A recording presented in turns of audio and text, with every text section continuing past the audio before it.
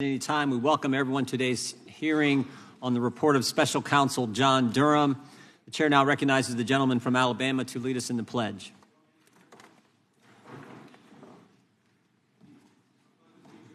To the flag of the United States of America, and to the republic for which it stands, one nation, under God, indivisible, with liberty and justice for all.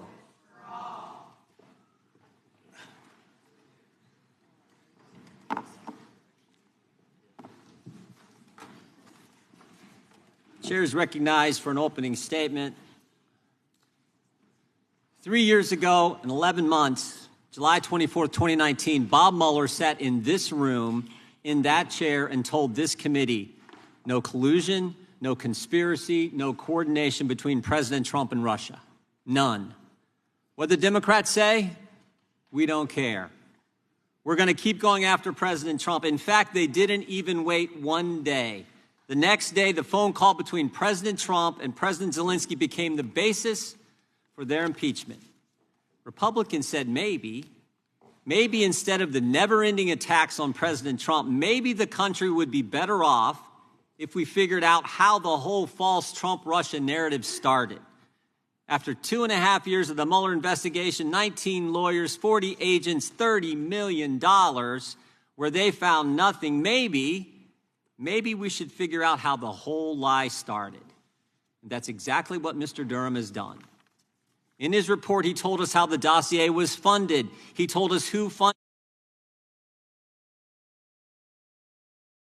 how eager the FBI was to use it, how they put the dossier in a FISA draft application just 2 days after receiving it. He told us that not one single substantive allegation in the dossier was ever corroborated, ever validated, yet it was used to spy on an American citizen associated with the presidential campaign. He told us there was no proper predicate for opening the Crossfire Hurricane investigation, and maybe most importantly, he told us the FBI, the preeminent law enforcement agency in the world, failed in its fundamental mission of adherence to the rule of law.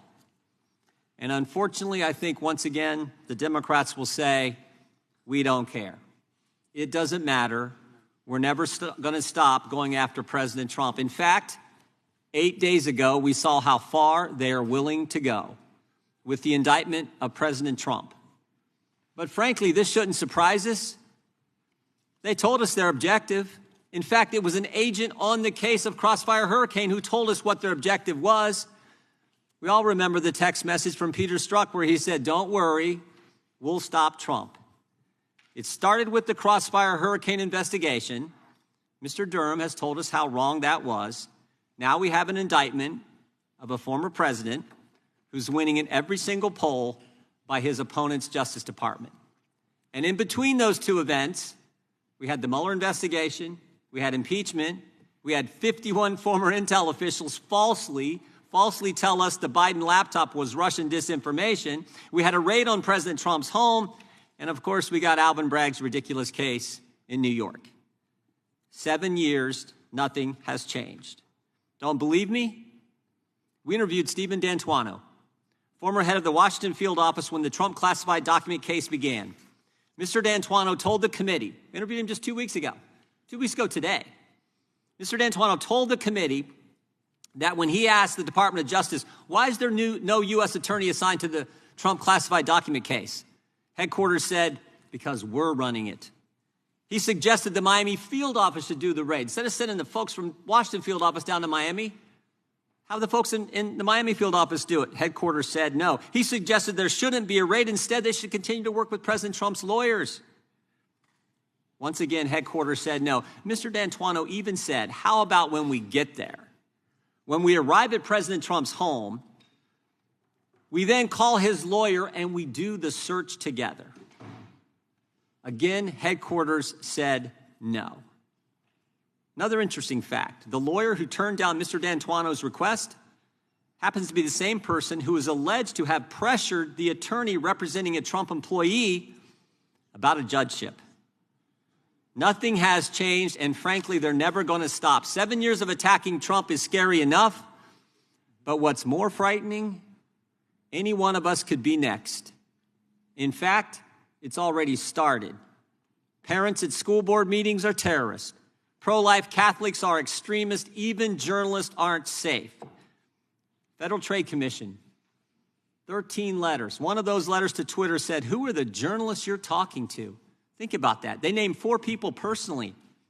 2 come and testify in front of this committee. While they're in front of this committee, Democrats are asking them to reveal their sources, violate First Amendment principles.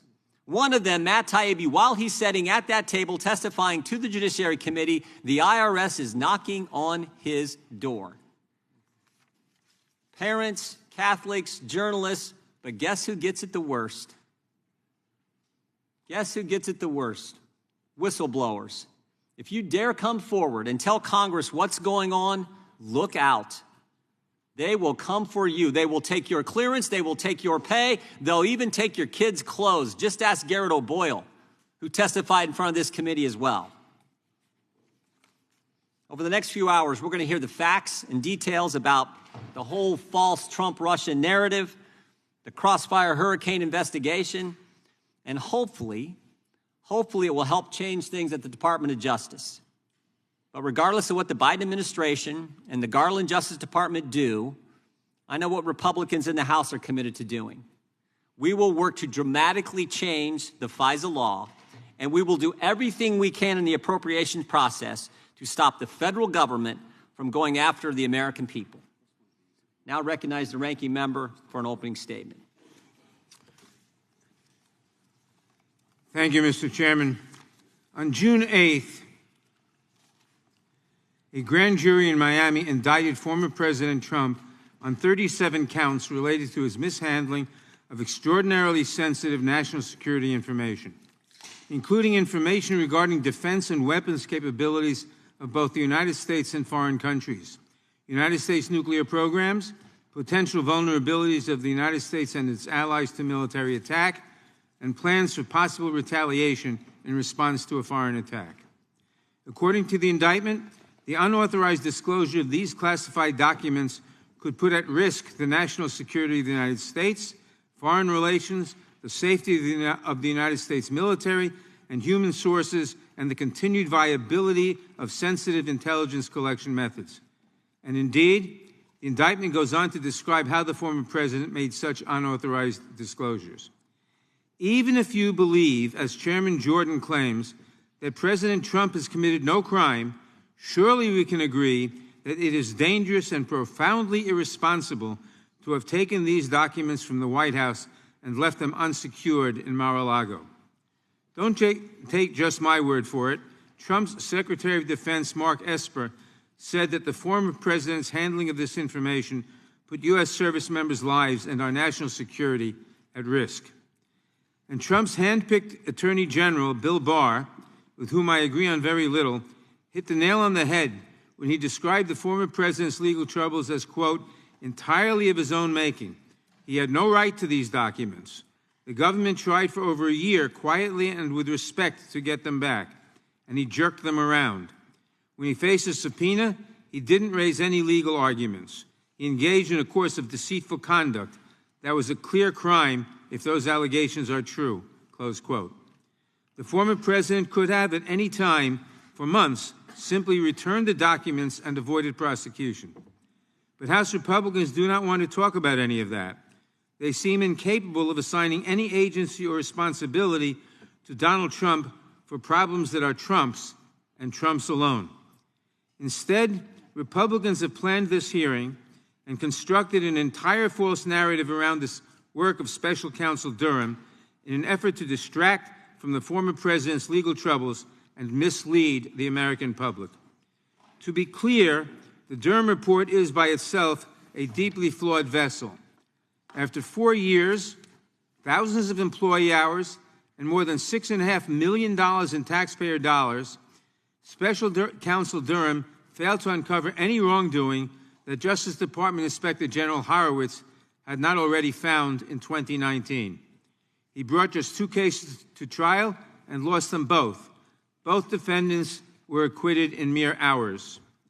The single conviction that Special Counsel Durham obtained involved a single charge of lying to the FBI, a case developed and handed to him by the Inspector General, and one resolved by a quick plea bargain.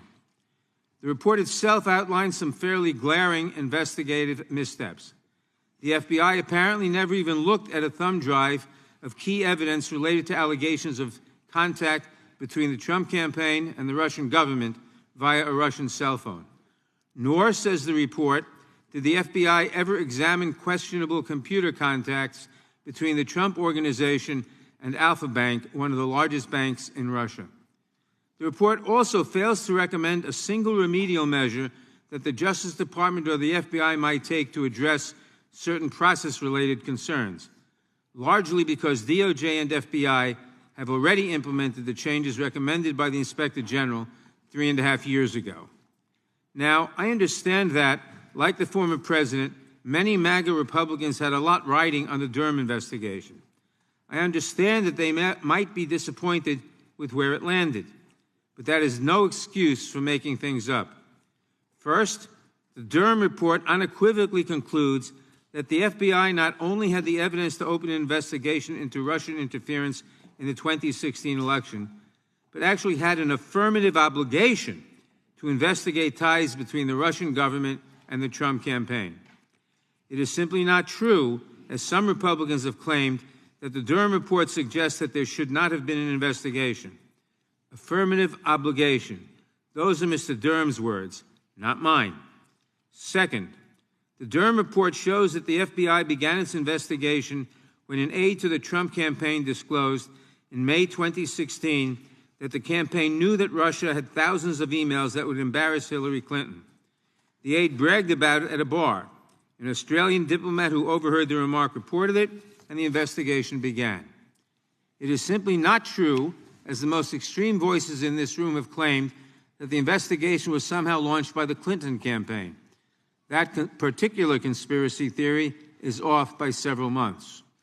Nor is it true that the FBI was opposed to Trump from the beginning. For example, the Durham report tells us that the FBI encouraged a confidential human source to infiltrate the Clinton campaign, not the Trump campaign, and take steps to entrap, unsuccessfully, aides to Secretary Clinton. This story is right there on pages 74 and 75 of the report. I suspect we won't hear a word about it from House Republicans today because it does not fit the MAGA narrative. Finally, nothing in the Durham report disputes the central findings of Special Counsel Robert Mueller. Namely, Russia interfered in the 2016 election. It did so to help Donald Trump, and the Trump campaign welcomed this interference. This last point is important because it tells us how Mr. Durham became special counsel in the first place, and it goes to the heart of the fully false narrative of MAGA victimhood. From the day that Special Counsel Mueller began his work, Donald Trump and his political allies have railed against an imagined conspiracy against the former president. The Russia investigation was a setup. It was a witch hunt. Obama did it. We need to investigate the investigators. Then came the Mueller report. The Mueller report was delivered to Attorney General Barr on Friday, March 22nd, 2019. The next Monday, Mr. Durham was in Barr's office.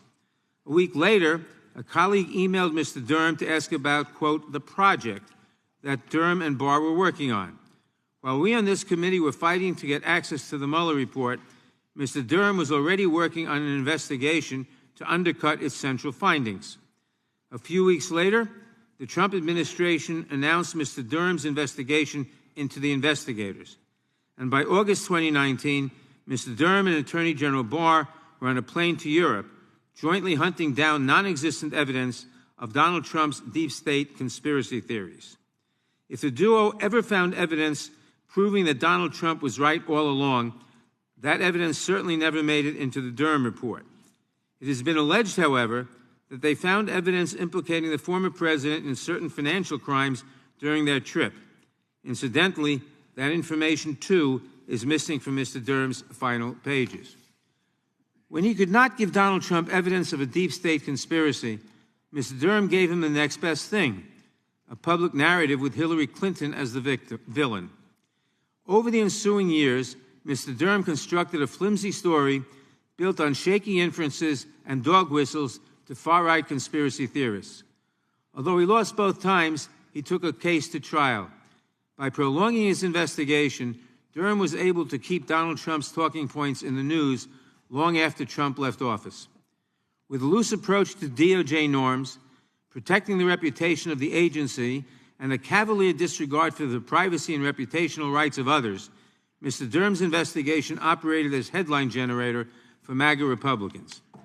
Less than half a year into his 4-year investigation, Mr. Durham publicly disputed Inspector General Horowitz's conclusion that the FBI was warranted in opening a full investigation, in violation of DOJ rules protecting investigations from appearances of political bias. Mr. Durham similarly flouted guidelines designed to protect third parties from reputational injury when he used his 2 indictments to accuse the Clinton campaign of a vast conspiracy to tie Trump to Russia. But at the end of the day, Mr. Durham never found what he was looking for. He cannot dispute a single conclusion in the Mueller report. He cannot prove a magnificent deep state conspiracy. And he cannot say that the FBI investigation into the Trump campaign's many ties to Russia never should have happened. And again, I can see why this would be disappointing to some. But instead of owning up to his failure, the Durham report doubles down on theories that lost spectacularly before 2 unanimous juries. The report also references classified material that has been called likely disinformation to lay out a series of accusations against the former president's perceived enemies. By presenting his so-called findings in this way, swiping a Republican boogeyman and hiding inconvenient truths in footnotes, the Durham report gives Donald Trump one last talking point. It did not have to be this way. It may be hard to remember, but at the outset of the Durham investigation, Mr. Durham was a well-respected career prosecutor with a solid reputation. The Attorney General is supposed to appoint a special counsel to prevent the appearance of politicization in a criminal investigation. Mr. Durham could well have lived up to that expectation. Instead, what we got was a political exercise that operated with ethical ambiguity and existed to perpetuate Donald Trump's unfounded claims. The investigation failed in its political objectives, but did real damage to a department that is still recovering from the excesses of the Trump administration. And despite Mr. Durham's best efforts, a reckoning is well underway. Do not be misled. Former President Donald Trump is not a victim. He did this to himself. For all of its flaws, the Durham report does not show that anyone else is responsible for the president's legal woes, past, present, or future. Anyone who tells you otherwise is simply making it up. I thank the chairman, and I yield back. Without objection, all other opening statements will be included in the record. Today's witness is the Honorable John Durham. Mr. Durham was appointed as a special counsel in 2020 to investigate intelligence activities, investigations arising out of the 2016 presidential campaigns. He is a career prosecutor, having served as a U.S. Attorney for the District of Connecticut and in various other roles with that office since 1989. Prior to that, he served with the Department of Justice, the Boston Strike Force on organized crime, and in various state-level prosecutors' offices. We welcome our witness and thank him for appearing today. We will begin by swearing you in. Would you please rise and raise your right hand, Mr. Durham?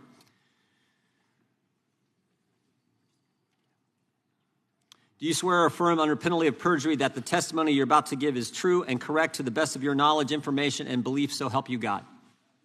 Let the record show that the witness has answered in the affirmative. Thank you. You may be seated. Please know that your written testimony will be entered into the record in its entirety. Accordingly, we ask that you summarize your testimony in 5 minutes, but we'll give you a little extra time if you need it.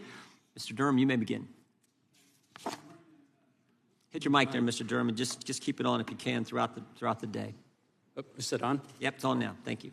Again, good morning, Chairman Jordan, Ranking Member Nadler, and members of this committee. As the committee knows, on May 13th, 2019, Attorney General Barr directed me to conduct a preliminary review into certain matters related to federal investigations concerning the 2016 presidential election campaigns. That review subsequently developed into several criminal investigations and gave rise to my subsequent appointment as special counsel in these matters. Many of the most significant issues documented in the report that we have written, including those relating to lack of investigative discipline, failure to take logistical and logical investigative steps, and bias, are relevant to important national security interests that this committee and the American people are concerned about. If repeated and left unaddressed, these issues could result in significant national security risks and further erode the public's faith and confidence in our justice system. As we said in the report, our findings were sobering. I can tell you, having spent 40 years plus as a federal prosecutor, they were particularly sobering to me. A number of my colleagues who spent decades in the FBI themselves, they were sobering. While I'm encouraged by some of the reforms that have been implemented by the FBI, the problems identified in this report, anybody who actually reads the report and the details of the report, the documented portions of the report, I think would find that the problems identified in the report are not susceptible to overnight fixes. As we said in the report, they cannot be addressed solely by enhancing training or additional policy requirements. Rather, what is required is accountability, both in terms of the standards to which our law enforcement personnel hold themselves and in the consequences they face for violation of laws and policies of relevance. I'm here to answer your questions. I appreciate the opportunity to. I'll answer them to the best of my ability, and I hope to be of service to your oversight function. As I'm sure you know, the Department of Justice has issued some guidelines as to what I'm authorized to discuss and those things that I am not authorized to discuss. In this regard, accordingly, I'll refer principally to the report. I do want to emphasize a few points at the outset, however. First, I want to emphasize in the strongest terms possible that my colleagues and I carried out our work in good faith, with integrity and in the spirit of following the facts wherever they lead without fear or favor. At no time and in no sense did we act with a purpose to further partisan or political ends. To the extent that somebody suggests otherwise, that's simply untrue and offensive. Second, the findings set forth in this report are serious and deserve attention from the American public and its representatives. Let me just briefly highlight a few of those. For one, we found troubling violations of law and policy in the conduct of highly consequential investigations directed at members of a presidential campaign and ultimately a presidential administration. To me, it matters not whether it was a Republican campaign or a Democratic campaign. It was a presidential campaign.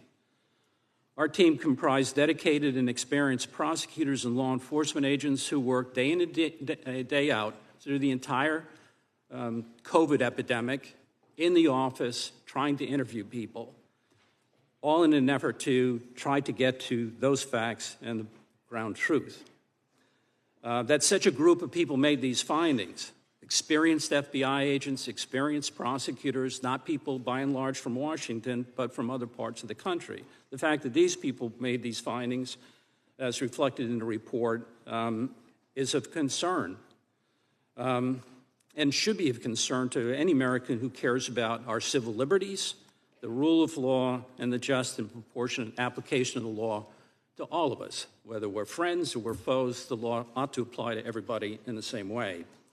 During our investigation, we charged a former FBI agent who pleaded guilty to the felony offense of altering and fabricating a portion of a document used to obtain a court order, a FISA order, of a surveillance of a United States citizen, which in our view is a significant problem.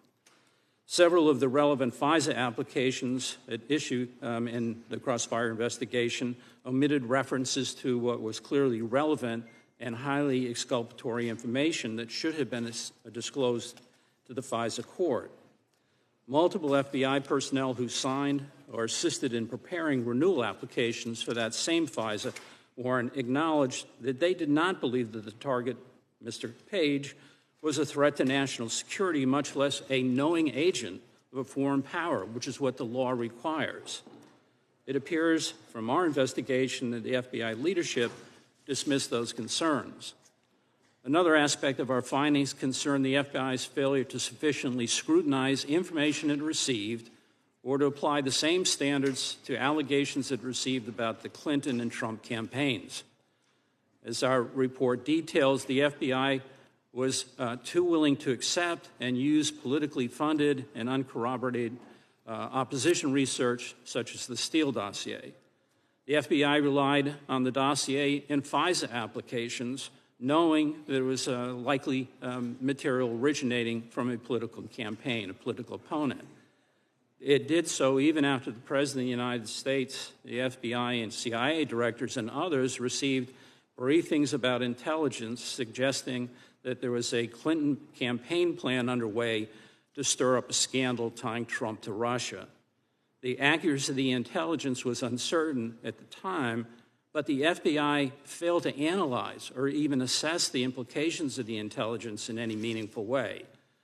When the FBI learned that the primary source of information for the Steele dossier, which was basically the guts of the narrative about there being a well-coordinated conspiracy involving Trump and the Russians, when they learned that Danchenko was the primary subsource for those reports, it was at the time when the FBI already knew that Danchenko himself had previously been the suspect of an FBI espionage investigation. He was suspected of being a Russian asset.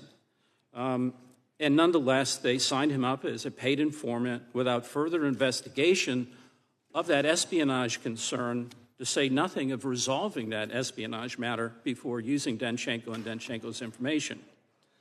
And when the FBI and Special Agent Mueller's office learned that Steele's primary subsource likely had gathered important portions of the dossier information during travels to Russia with one Charles Dolan, it inexplicably decided not to interview Dolan or investigate his activities. Finally, I would like to add that although our work exposed deep concerns concerning facts about the conduct of these investigations, our report should not be read to suggest in any way that Russian election interference was not a significant threat. It was. Nor should it be read to suggest that the investigative authorities at issue no longer serve important law enforcement and national security interests. They do. Rather, responsibility for the failures and transgressions that occurred here rests with the people who committed them or allowed them to occur. Again, to my mind, the issues raised in the report deserve close attention from the American people and their elected representatives here in Washington. Thank you, Mr. Chairman. Thank you, Mr. Durham. We will now proceed under the 5-minute rule for questions. The chair now recognizes the gentleman from Louisiana, Mr. Johnson. Thank you, Mr. Chairman, Mr. Durham, for being here today. This is much anticipated. We have lots of questions for you. I'll try to set the table here at the outset from 20,000 feet. The American people rely on the FBI to abide by its guiding principles, and you know what those are: fidelity, bravery, and integrity.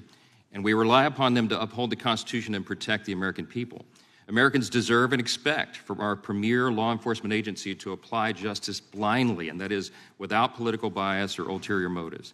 However, your report now famously states, and here's the big quote, based on the review of Crossfire Hurricane and related intelligence activities, you concluded that the DOJ and FBI failed to uphold their important mission of strict fidelity to the law.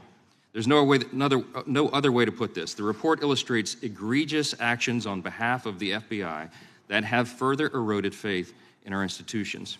Mr. Durham, in your report, and again here today, you said that your findings and conclusions are sobering. Could you unpack a little bit more what that means? Why do you say sobering? Well, let me give you some real-life views on that. I have had any number of FBI agents who I've worked with over the years. Some of them are retired, some are still in place, who have come to me and apologized for the manner in which that investigation was undertaken. I take that seriously. These are good, hardworking, the majority of people in the FBI, decent human beings who swear under their oaths to abide by the law and the like. And I think that exemplifies of the concern here.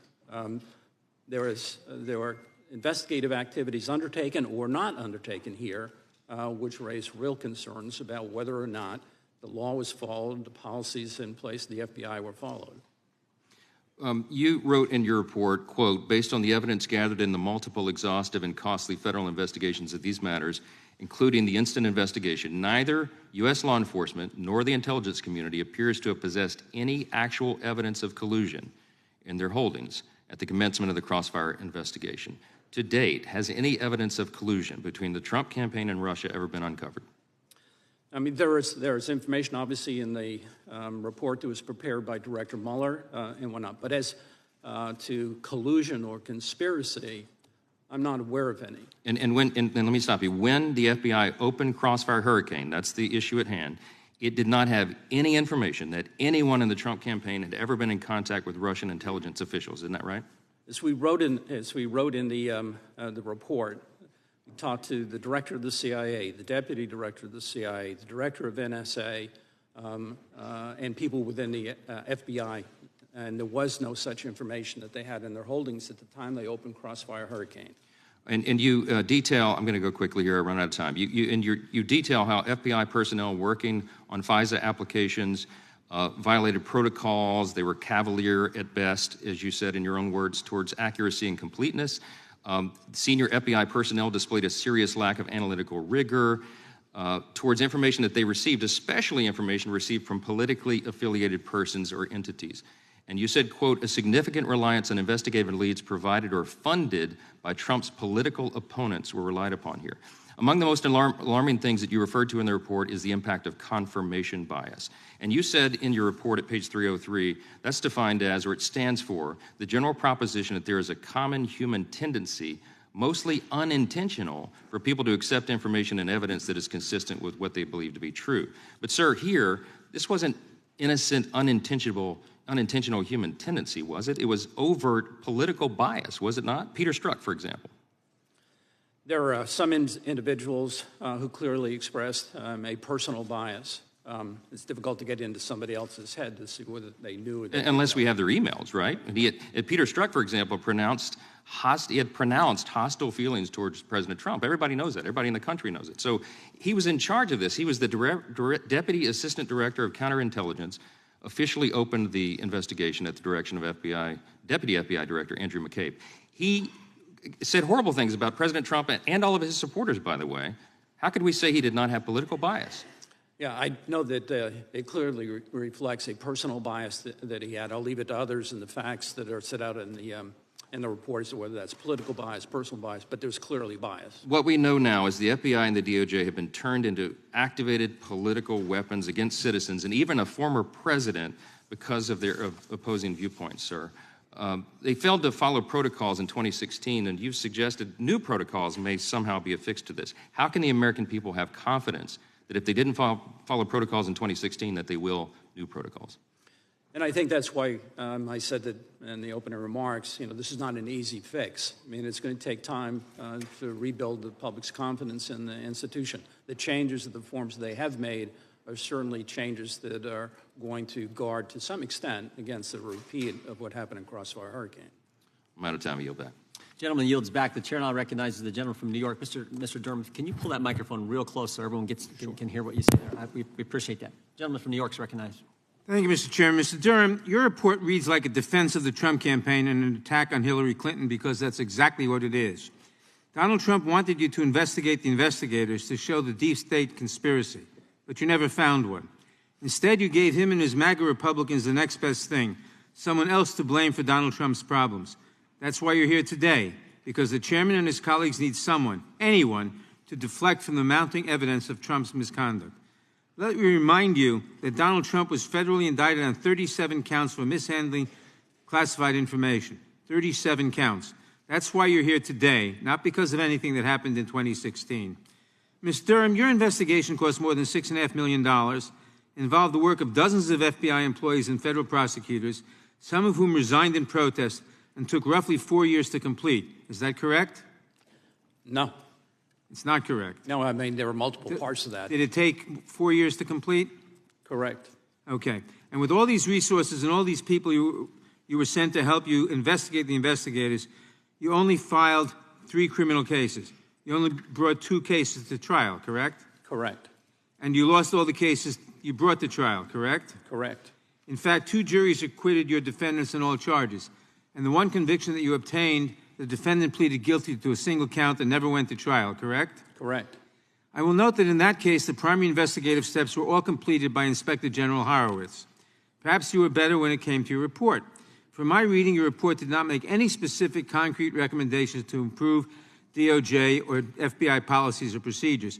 In fact, your report repeatedly references the recommendations made by Inspector General Horowitz, almost all of which DOJ and FBI have already implemented. Again, your investigation lasted 4 years. 4 years and untold sums of money, and you still obtained only 1 conviction. You did produce a 300-page report, though, and that's given my Republican counterparts plenty of material to spin. Mr. Durham, George Papadopoulos was a foreign policy advisor to the Trump campaign in spring 2016. Isn't that right? Correct. And in May 2016, he told an Australian diplomat that the Trump team had received some kind of suggestion from Russia that it could assist this process with the anonymous release of information during the campaign that would be damaging to Secretary Clinton.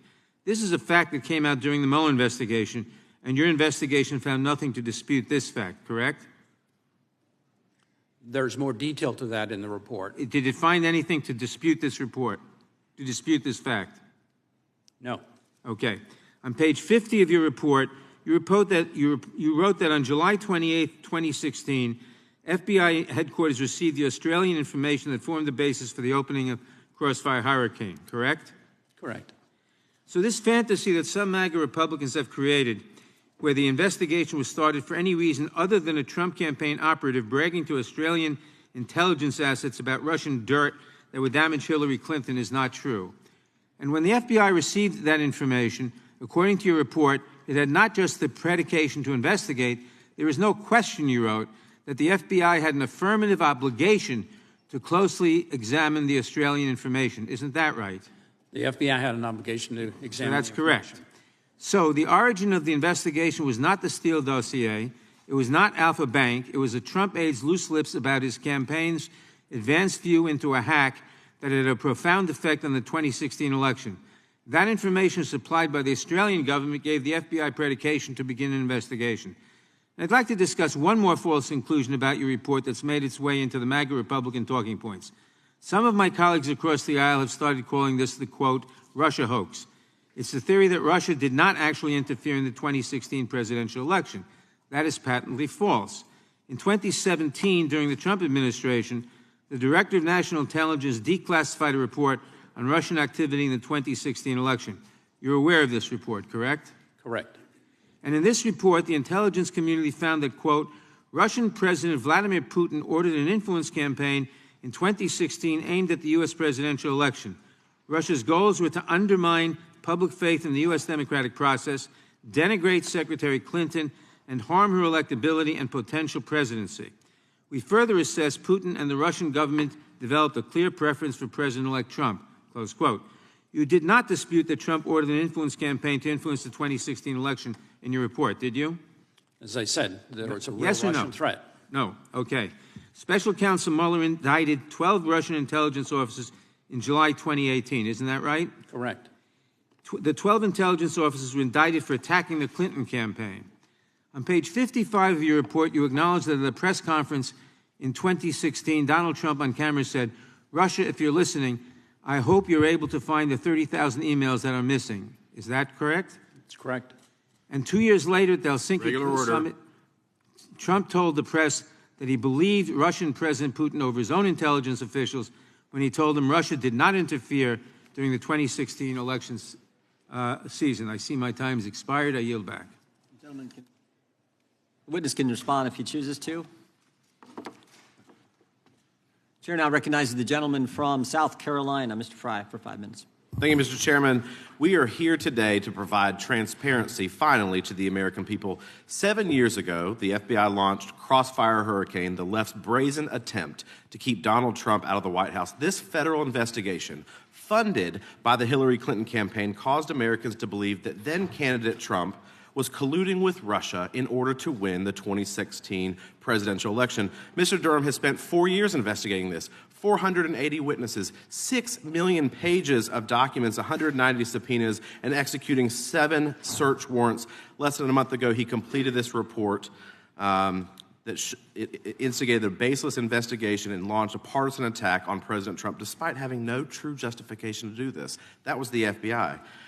Within 3 days of receiving the information from a diplomat in Australia, the FBI opened a full-fledged investigation into the Trump campaign. So, Mr. Durham, let's get into this. The FBI opened up Crossfire Hurricane without speaking to the people who provided the initial information. Is that true? That's correct. The FBI opened Crossfire Hurricane on a Sunday, only 3 days after reviewing that information. Is that correct? That's correct. So just think about that for a moment. An investigation, a full investigation into a presidential campaign over a weekend.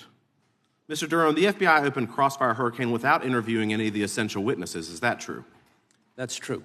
And the FBI also opened up Crossfire Hurricane without using any of the standard analytical tools typically employed to evaluate that evidence. Is that true? That's true. So think about that. The FBI never talked to the people who gave them the intelligence information. They never examined their own witnesses. They never interviewed the witnesses. They never corroborated the dossier. Mr. Durham, if the FBI had done these things, if they had done their homework, would it have found that its own Russian experts had no information about President Trump being involved with Russian leadership or Russian intelligence officials? Yes. So then, was there adequate predication for the FBI to open Crossfire Hurricane as a full investigation? On July 31st, in my view, based on our investigation, there was not a legitimate basis to open as a full investigation. An assessment is something that had to be looked at, gather information, such as interviewing the people who provided the Papadopoulos information, checking their own databases, the databases of other intelligence agencies, and the standard kinds of things that you would do in an investigation like this. Mr. Durham, I think it's safe to conclude, based on that report and anyone who has read it, that they did not have that adequate basis, as you talked about, to launch this investigation. Let's move on to a second really troubling aspect of your findings. From the report, I gathered that key FBI leaders, all the way at the top, were predisposed to go after candidate Trump. This bias likely affected the conduct of FBI personnel in this investigation. Is that true? Yes. Can you describe that for a moment? How did confirmation bias play into this? Confirmation bias, as was alluded to, has to do with our human tendency to accept things that we already think are true and to reject anything else. In this instance, there are any number of significant red flags that were raised that were simply ignored. If there's evidence that was inconsistent with the narrative, they didn't pay attention to it. They didn't explore it. They didn't take the logical investigative steps that should have been taken. Let's see how real this bias was. FBI Deputy Assistant Director Peter Strzok drafted and approved the Crossfire Hurricane opening communication. Is that correct? That's correct. And in your investigation, your office discovered text messages between Strzok and Lisa Page, who was the special assistant to the FBI Director McCabe, expressing strong bias against candidate Trump. That's true. For the record, let me read aloud. This was generated by staff, but this would look like their text messages. On August 18, 2016, Page texted Strzok, "Trump's not going to become president, right? Right?" And Strzok responded by saying, No, he's not. We'll stop it." It's clear that there was no evidence of Russia collusion with the Trump campaign in 2016. The American people deserve the truth, and I'm proud to serve on this committee to uncover these lies that were perpetuated for far too long. With that, Mr. Chairman, with my remaining 30 seconds, I will yield to you. See the chairman yielding back. We'll wait for my time. We'll now recognize the gentlelady from California. Thank you, Mr. Chairman, and thank you, Mr. Durham, for being here this morning. The ranking member explored an item that I wanted to explore with you, which is based on the information provided to the U.S. government by Australia that a campaign aide had told one of their diplomats that the Russians had dirt on Clinton in the form of thousands of emails that, and this is a quote from your report, "As an initial matter, there's no question the FBI had an affirmative obligation to closely examine the Australian information." So that's in your report. And I think the issue might be preliminary versus full, because you agree that there was an obligation to look at it based on that. Is that correct? That's what you say. When you say based on that, some of the premises of the question are inaccurate. Papadopoulos did not tell the... No, the question is, do you disavow what you said in your report, that you had an affirmative obligation, the FBI, to look at that? The answer to that question, but they had to look at it, yes. All right. I want to take a look at some of the other things that I didn't find in your report. In looking at the FBI's behavior, did you find any evidence that the FBI was taking a look at the hacking of the Democratic National Committee and their investigation of that? And if so, where is that in your report? That was outside the scope of what I was asked to do. And in the Mueller report, he found that the campaign manager, Mr. Manafort, was giving inside information, private polling data to the Russians, that there was a meeting in Trump Tower with the president's son-in-law and his son, where the Russians had promised they had dirt, and the email from the president's son was something to the effect, if so, we love it. Did the FBI look at that? Did you examine that? And if so, where's that in your report? That is not something I was asked to look at, and we didn't look at that. I'm wondering, did you take a look at how the FBI evaluated the alleged ties to Alpha Bank? Did you hire cyber experts to actually take a look at those potential or alleged ties? Yes. Well, I didn't hire them. They were FBI experts. And where's that in your report? I can't, it's in there. I can find the page. My colleagues can find the page, but it is an entire section on Alpha Bank, the white papers and the data that were provided by Mr. Sussman to the FBI, and then the subsequent No, but my question was, did you take a look, did you hire experts to evaluate the FBI's evaluation? I did not hire experts to Let me ask examine what the experts said, no. Let me ask another question. I thought it was down a rabbit's hole, but you and Attorney General Barr went to Italy to take a look at some allegation about foreign servers, and Italian officials gave you evidence that they said linked Donald Trump to certain financial crimes. Did the Attorney General ask you to investigate that matter that the Italians referred to you?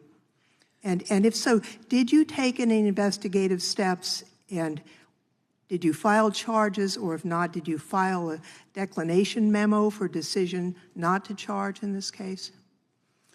The question is outside the scope of what I think I'm authorized to talk about. It's not part of the report. I can tell you this, that investigative steps were taken, grand jury subpoenas were issued, and it came to nothing. I'd like to yield the balance of my time to my colleague from California, Mr. Schiff. Mr. Durham, DOJ policy provides that you don't speak about a pending investigation, and yet you did, didn't you? I'm not exactly sure what you're referring to. When the Inspector General issued a report saying that the investigation was properly predicated, you spoke out in violation of Department of Justice policy to criticize the Inspector General's conclusions, didn't you? I issued a public statement. I didn't do it anonymously. I didn't do it through third persons. But nonetheless, you violated department policy by issuing a statement while your investigation was ongoing, didn't you? I don't know that. If I did, then I did, but I was not aware that I was violating some policy. And you also sought to get the Inspector General to change his conclusion, did you not? When he was concluding that the investigation was properly predicated, did you privately seek to intervene to change that conclusion? This is outside the scope of the report, but if you want to go there, we asked the Inspector General to take a look at the intelligence that's included in the classified appendix that you looked at, and said that that ought to affect portions of his report. And you thought it was appropriate for you to intervene with an independent investigation by the Inspector General because he was reaching a conclusion you disagreed with. You thought that was appropriate. That's not, the premise isn't right. The Inspector General circulated a draft memo to a number of agencies and persons. Our group was one of them. we were asked to review that draft and bring to his attention any concerns that we had or disagreements. And when he refused to change his report, you violated Mr. Chairman, I policy. insist on regular order. Well, it's not even his time. It's Ms. Lofgren's time. So the gentleman yields back to Ms. Lofgren, who's not here, so the time has expired. Mr. Durham, in the summer of 2016, did our government receive intelligence that suggested Secretary Clinton had approved a plan to tie President Trump to Russia? Yes. Was that intelligence important enough for Director Brennan to go brief the President of the United States, the Vice President of the United States, the Attorney General of the United States, and the Director of the FBI? Yes. And was that intelligence put then into a memorandum, a referral memorandum? Yes. And was that memorandum then given to Director Comey and Agent Strzok? That's who it was addressed to, yes. Did Director Comey share that memorandum with the FISA court? I'm sorry, Did he share that memorandum with the FISA court? Did Director Comey do that? I'm not aware of that if he did. Did he share it with the lawyers preparing the FISA application? Not to my knowledge. Did he share it with the agents on the case, working the Crossfire Hurricane case? No. Didn't share it with the agents on the case. Can you tell the committee what happened when you took that referral memo and shared it with one of those agents, specifically Supervisory Special Agent Number 1? We interviewed the first supervisor of the Crossfire investigation, the operational person. We showed him the intelligence information. He indicated he had never seen it before. He immediately became emotional, got up and left the room with his lawyer, spent some time in the hallway, came back. He was ticked off, wasn't he? Yes. He was ticked off because this is something he should have had as an agent on the case. It's important information that the director of the FBI kept from the people doing the investigation. The information was kept from him. Who's Charles Dolan? Charles Dolan is a public relations person here in Washington, D.C. He had prior involvement, professional involvement with Russian government, representing Russian government interests. He was a person that was associated with Igor Danchenko. He was also buddies with the Clintons, wasn't he? He had held positions when President Clinton was president. In their campaign advisory to Secretary Clinton's presidential campaign, executive director of the Democrat Governors Association. That's the same Charles Dolan we're talking about? Yes. Yeah, and wasn't he also a key source for information in the dossier? He provided some information that was included in the Ritz-Carlton dossier, yes. stuff, the Manafort stuff. In the Crossfire Hurricane investigation and the Mueller investigation, when the FBI interviewed Mr. Dolan, what did he have to say? To my knowledge, they didn't interview Mr. Dolan. They didn't interview this guy? Source for the dossier? Key information in the dossier? Buddies with the Clintons, and they didn't talk to him? No. I mean, we report on that because even Christopher Steele in October 2016 identified Dolan as somebody that might have information. I find it interesting they didn't talk to him. Were there agents on the case who wanted to talk to Mr. Dolan, Mr. Durham? Yes. What happened to analyst number 1? She kept pushing to talk to Mr. Dolan. She was ultimately turned down. What happened to her the day that she was turned down and said, no, we're not talking to Dolan? What happened to her? At or about the same time, she was assigned to a different project. They moved her. They said, we can't have this. We can't have that. We can't be looking into the Clintons' buddy, a key source for the dossier. They reassigned her. And then what did she do?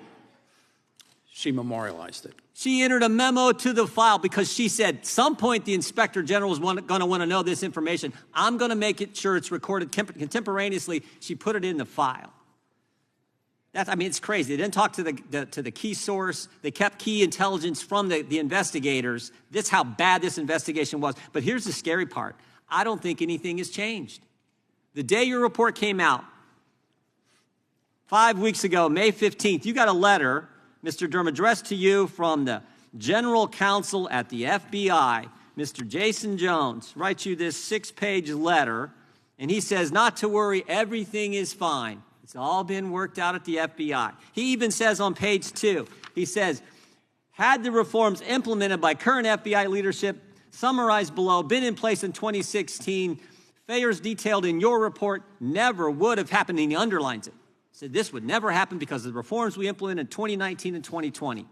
And then he says on page 4, one of the specific reforms, he says, FBI executive management has instructed investigations should be run out of the field and not from the headquarters. That statement is not true.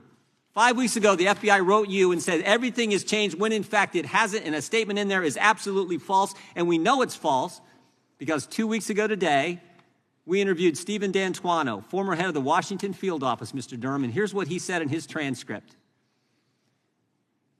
Head of the Washington field office, when the Trump classified document investigation began, he said, that case was handled differently than I would have expected it to be, than any other cases handled. We learned a lot of stuff from Crossfire Hurricane, that headquarters should not work the investigation. It's supposed to be the field offices. My concern is that the Department of Justice was not following these principles. Nothing is, and that's the thing that scares me the most. Nothing has changed. Mr. Durham, let me just finish with this. 60% of Americans now believe there's a double standard at the Justice Department. You know why they believe that? Because there is. That has got to change. And I don't think more training, more rules is going to do it. I think we have to fundamentally change the FISA process, and we have to use the appropriations process to limit how American tax dollars are spent at the Department of Justice. I yield back. Gentlelady from Texas is recognized, Ms. Jackson Lee. Good morning. Good morning. You value the independence of a special counsel, do you not? I do. In a letter to Attorney General Garland submitting your report, you asked him to allow you to continue your investigation unencumbered. You said, we want to thank you and your office for permitting our inquiry to proceed independently without interference, as you assured the members of the Judiciary Committee would be the case during your confirmation hearings to become Attorney General of the United States. You value your special counsel status. So it is accurate that Attorney General Garland let you proceed on your case as you wish. Is that true? That's true. And yes or no, it was important to you that as a special counsel, your investigation was supposed to be independent. Is that correct? That's correct. Because special counsels and special attorneys are supposed to be independent, right? Special counsel. Yes. And independent, they're supposed to be independent. Is that correct? Special counsel is independent of the Attorney General's office. Thank you. Why is that the case in your view? So there can be some confidence on the part of people looking at the investigation that was done, decisions which were made. Thank you. Special counsels and special attorneys are supposed to be, for the American public, to present the potential of a conflict of interest between the government and a sensitive investigation. By appointing a special counsel and attorney general is supposed to be finding an unbiased party to do the investigating. This was at a very high level. This was dealing with potential presidential candidates. This was dealing with Russia collusion and undermining the very fabric of the United States of America. And they are supposed to leave that person alone, as you commended Attorney General Garland for doing. So, unlike Attorney General Garland, Attorney General Barr was very involved in your investigation, wasn't he? He was not involved when I became special counsel. Prior to that, I worked under the supervision of the Attorney General and Deputy. He was very Attorney involved, General's was he not? Let me just bring you to this point. Depends. Barr established early on that he was very interested in your investigation. On June 8, 2018, he sent then Deputy Attorney General Rod Rosenstein an unsolicited memo arguing that the Mueller investigation should not be able to force the president to submit to interrogation about obstruction. In his text message sending the memo, Barr wrote that he feels very deeply about some of the issues taking shape in the Mueller matter. How often did you meet with Attorney General Barr in 2019? Before I was special counsel, maybe, well, with him himself, maybe every 2 weeks, 3 weeks, something of that sort. And then after? Sometimes more frequently. And then after? After it became, I had been appointed special counsel, I don't know. I mean, I'm sure that I saw him, but I didn't meet with him on a lot. The investigation. No, All it was right. not a lot. How often did you speak or text with the Attorney General? This is during the investigation. I wouldn't. When I was special counsel or prior to that? Special counsel, sir.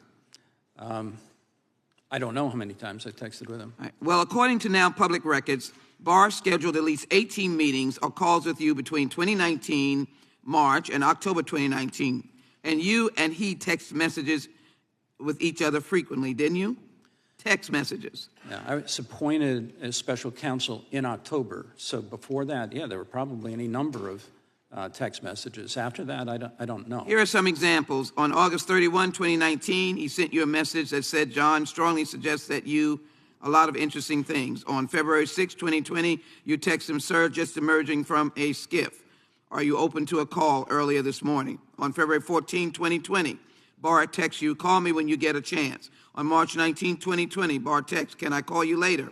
And you responded, most certainly. On March 27, 2020, you sent him the best phone number for you all during the time of being special counsel. And here's an interesting one.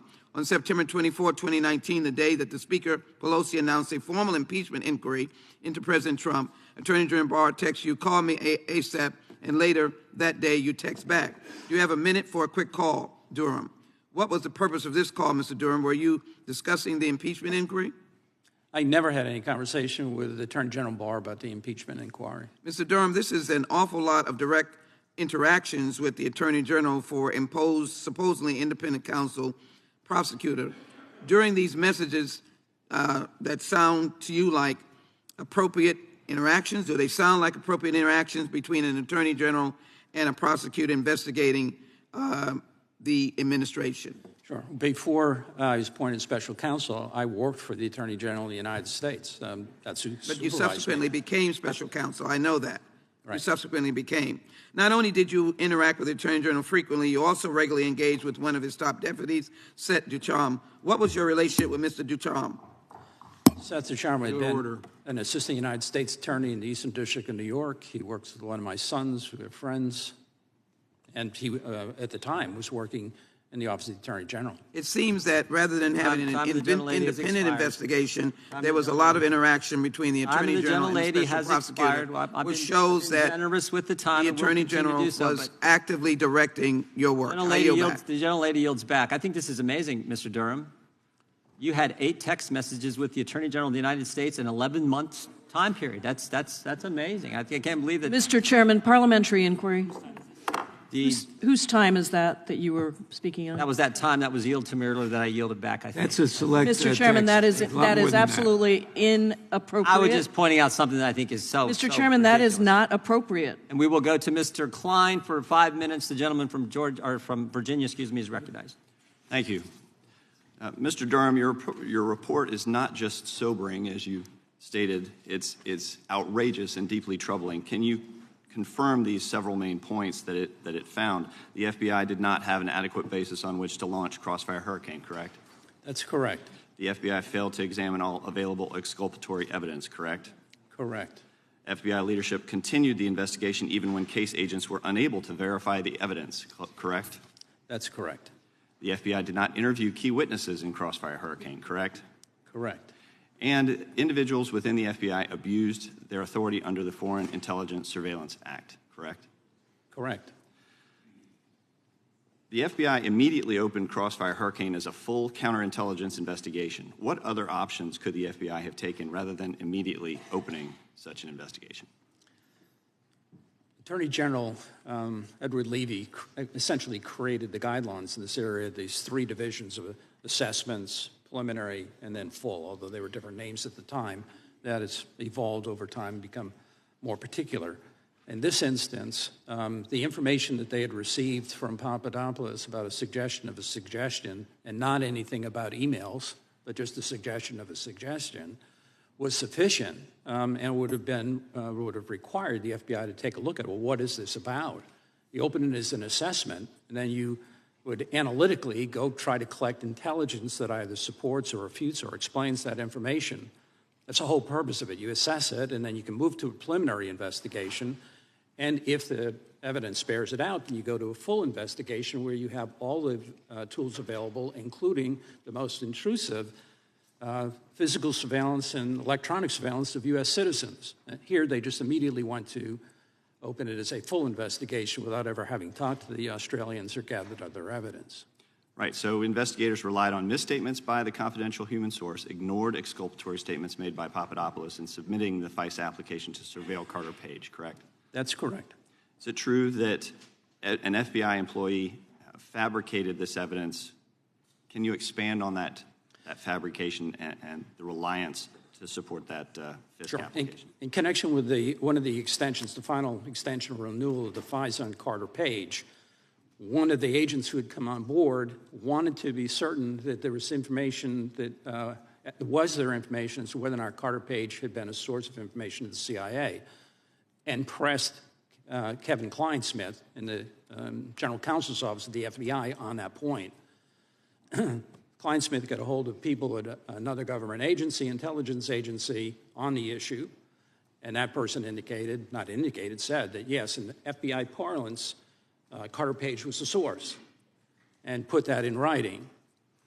When Klein-Smith talked to the agent who was saying, we want to be sure on this, was he or was he not a source, Klein-Smith said, no, he said he's not. He said, did we get that in writing? Klein-Smith said yes, and they said, well, I want to see it.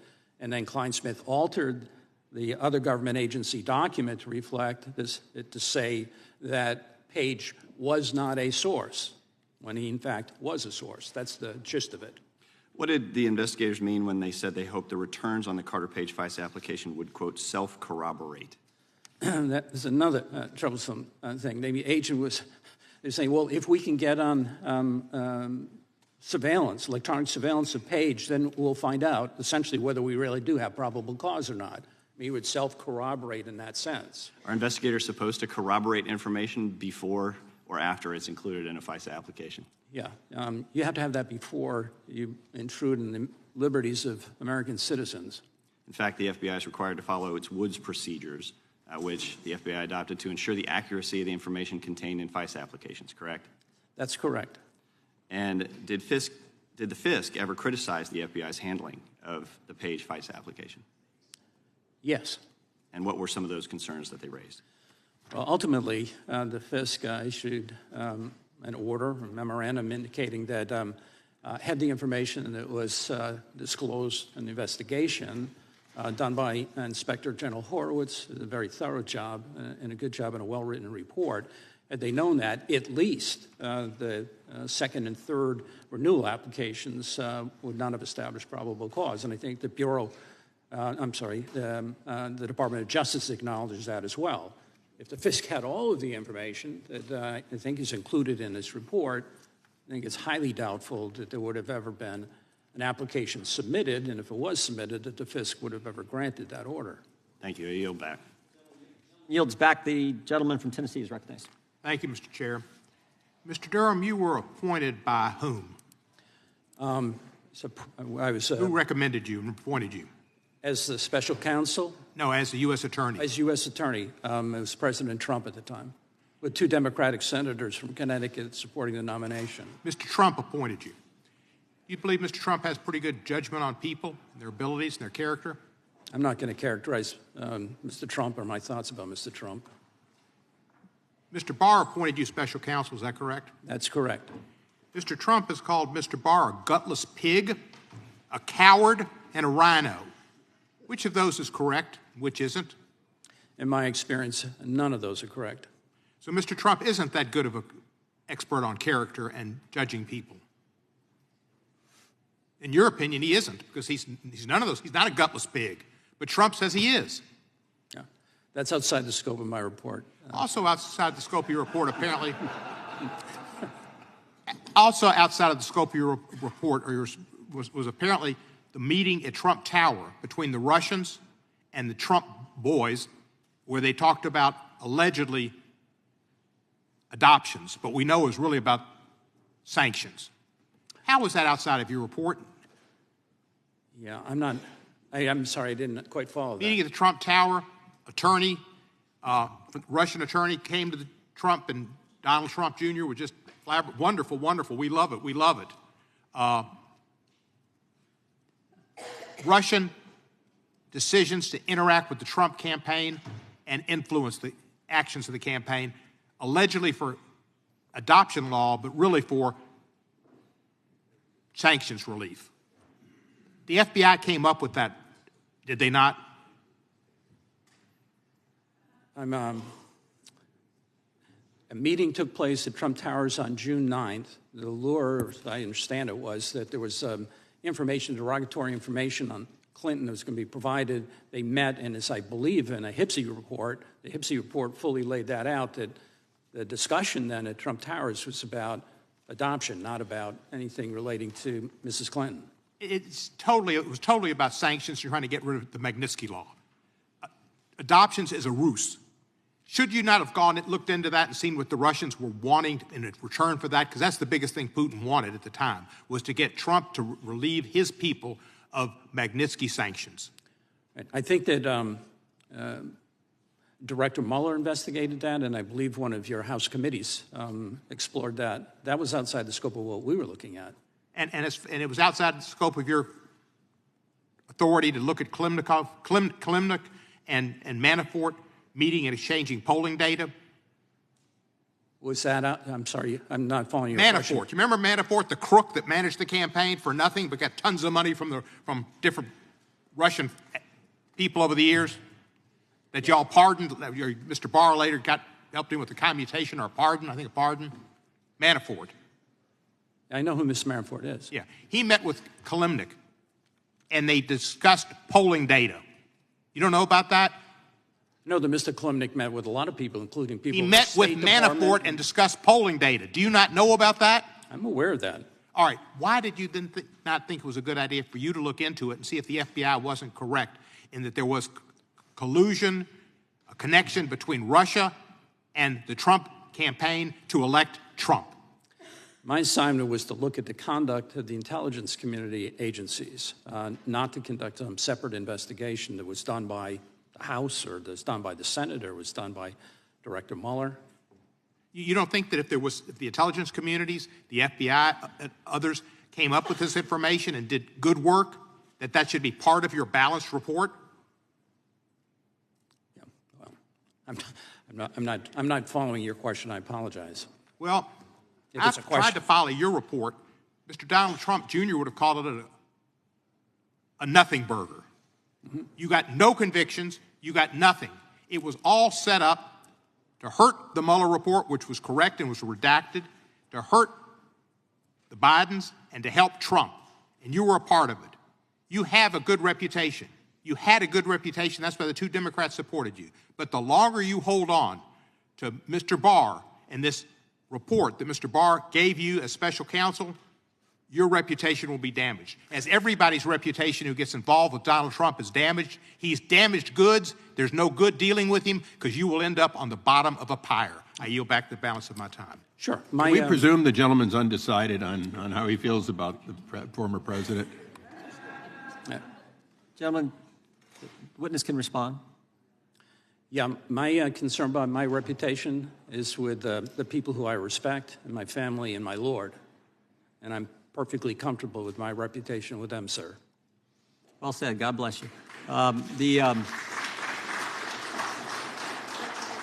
The chair recognizes the gentleman from Wisconsin, Mr. Fitzgerald.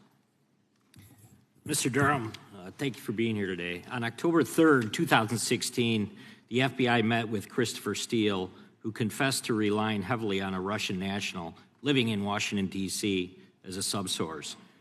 That subsource was later identified as Igor Danchenko. Steele not only used Danchenko to create the dossier, but according to your report, Steele was unable to corroborate any of the substantial allegations made in the dossier. Is that correct? That's correct. Even after the FBI offered Steele $1 million if somehow he could actually follow through and underscore some of those specific items. Is that correct? That's correct. So the FBI interviewed Danchenko and the Steele subsource, for 3 days, from January 24th through January 26th of 17. However, according to your report, Danchenko could not provide any evidence corroborating allegations contained in the dossier. Is that correct? That's a fact. And yet the FBI paid Danchenko $220,000 during his time as a confidential human source. Is that correct? That's correct. And did the FBI propose making continued future payments to Danchenko totaling more than $300,000? That's correct. Danchenko becomes a confidential human source, then enlists his own subsource, Charles Dolan, as was brought up earlier, who was a Democrat operative and had previously served as an advisor to Hillary Clinton's 2008 presidential campaign. Is that your understanding? Is that correct? That's correct. Did Danchenko ever disclose his relationship with Charles Dolan to the FBI that you're aware of? He did not during the interviews that were conducted in January. Subsequently, he was specifically asked in an interview with his then handler, do you know Charles Dolan? you listen to the recording, he hesitates for some awkward period of time and says, yes, I know who Dolan is. So he acknowledged knowing Mr. Dolan. Do you think it had anything to do with he was simply worried that disclosing a Democrat operative as a subsource might jeopardize the whole payroll deal that the FBI had set up with them? And we lay these facts out as we do other facts in the report, and leave it to others to draw the reasonable conclusions or inferences from those facts. Very good. Of the hundreds of individuals who the FBI interviewed through the course of Crossfire Hurricane and Miller's special counsel investigation, this came up earlier, was Charles Dolan ever interviewed by the FBI? He was not. Do you have any insight as to why the FBI would not interview him or overlook such a high-profile person in this whole investigation? That's something of a mystery. Going back to October 3rd, according to the ALAT, the Assistant Legal Attaché for the Bureau, when he first, going back to July 5th, when he first met with Steele, Steele had indicated to him at the time that HC was aware of what Steele was doing. When the Bureau went back to interview Steele on October 3rd about matters relating to Crossfire Hurricane, Steele, in fact, had provided the Bureau with Dolan's name as somebody who might have information relating to Trump, but he was never interviewed. So, yeah, I don't know why they never interviewed Trump. Why they didn't interview Mr. Dolan, but they didn't. The explanation that was given to the intelligence analyst who's referred to in the report essentially was that that would be outside the scope of their mission, outside their role. Very good. You note in your report on page 168 that one of the analysts of the Miller team was told, quote, to cease all research and analysis related to Dolan, unquote. This was the same analyst who, according to your footnote, prepared a timeline in the event she were later interviewed about her role on the Miller Special Counsel investigation. Is that correct? That's correct. Igor Danchenko had also relied on other subsources, namely Olga Galkina and Sergei Milin. When the FBI interviewed those two subsources, were either of them able to verify the information in the Steele dossier? Well, speaking first to Milian, we interviewed Milian as well. He's outside the country. He claims to fear for his safety and whatnot, but he adamantly denied ever talking to Danchenko or providing any information akin to what was in the Steele reporting. In fact, he was a supporter of President Trump, which made it seem highly unlikely that he would be providing derogatory information to somebody he had never met or spoken to. So that's as to Milian. With respect to Ms. Galkina, Ms. Galkina was somebody who provided some information to Danchenko, provided some information to Dolan. Thank you, Mr. Chair. I'm out of time. Gentleman yields back. The chair now recognizes the gentleman from Georgia. Thank you, Mr. Chairman. Special Counsel Durham, in March of 2019, before releasing the Mueller report to the public, Attorney General Barr released a statement mischaracterizing its findings and conclusions. And shortly thereafter, Attorney General Barr announced that he was investigating the FBI for investigating Putin's interference in the 2016 presidential election. And then in April or May of 2019, Attorney General Barr appointed you to lead that investigation. Isn't that correct? He did appoint me to lead the investigation, yes, sir. And then in October of 2020, Attorney General Barr appointed you as an independent special counsel so that you could continue investigating the origins of the Russia investigation once Trump was out of office, correct? I was appointed special counsel in October, yes. And by that time, your investigation had already cost the American taxpayers over $6.5 million. Isn't that correct? At that point, probably not, no. Well, at this point, how much has it cost? As I understand the figure, having looked at it, it's around $6.5 million. And after 3.5 years of investigation and $6.5 million of taxpayer money spent, your investigation led to the indictment of only 3 individuals, correct? That's correct. Well, it's contrary to the fervent prayers of some on this panel, former FBI Director Jim Comey and former CIA Director John Brennan were not among those 3 who were indicted. Isn't that correct? That's correct. And to the extreme disappointment of some on this panel, your investigation failed to produce indictments against Hillary Clinton, correct? That's correct. Didn't indict Barack Obama. That's correct. Didn't indict Joe Biden. That's correct. Couldn't even indict Hunter Biden. We didn't investigate Mr. Hunter Biden. And of your 3 prosecutions, one ended with a guilty plea to an unrelated to the origins of the FBI investigation, and that individual received a probated sentence with no jail time, correct? Parts of that are correct. And the other 2 men you prosecuted went to trial on the charges, charging they were accused of lying to the FBI, and both were slam dunk acquitted. Isn't that correct? They were acquitted. And none of the individuals you prosecuted were ever charged with being part of a hoax or a fraud or a witch hunt or a politically motivated deep state conspiracy against Donald Trump. Isn't that correct? I would not say that that's accurate. You mean you did charge somebody with being a part of a hoax? We charged Mr. Sussman with having knowingly provided false information to the FBI regarding Alpha Bank. But he was acquitted, though, right? Well, that wasn't your question. Mr. Sussman was acquitted after you charged him, correct? Grand jury found he was found innocent by a unanimous jury of 12. That's not true. Well, what's true is the grand jury found probable cause to indict Mr. Sussman. A jury of his peers acquitted him, though, correct?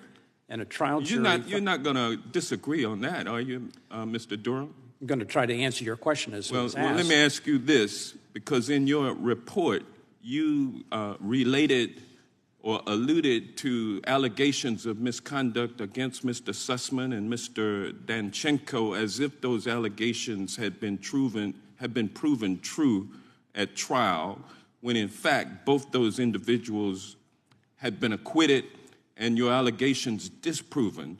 Do you believe that it's ethical to state something as a fact in an official government report when the court system found that you could not prove those allegations?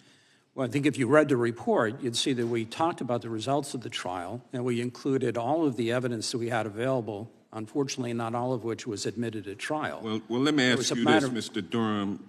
You closed your investigation after you failed to find that the FBI investigation into Putin's interference in the 2016 election was politically motivated and was a deep state conspiracy against ex-President Trump.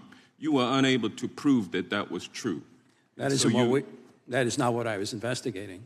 Well, but you did not find that that was true, correct? You found it to be false, as a matter of fact. Isn't that correct?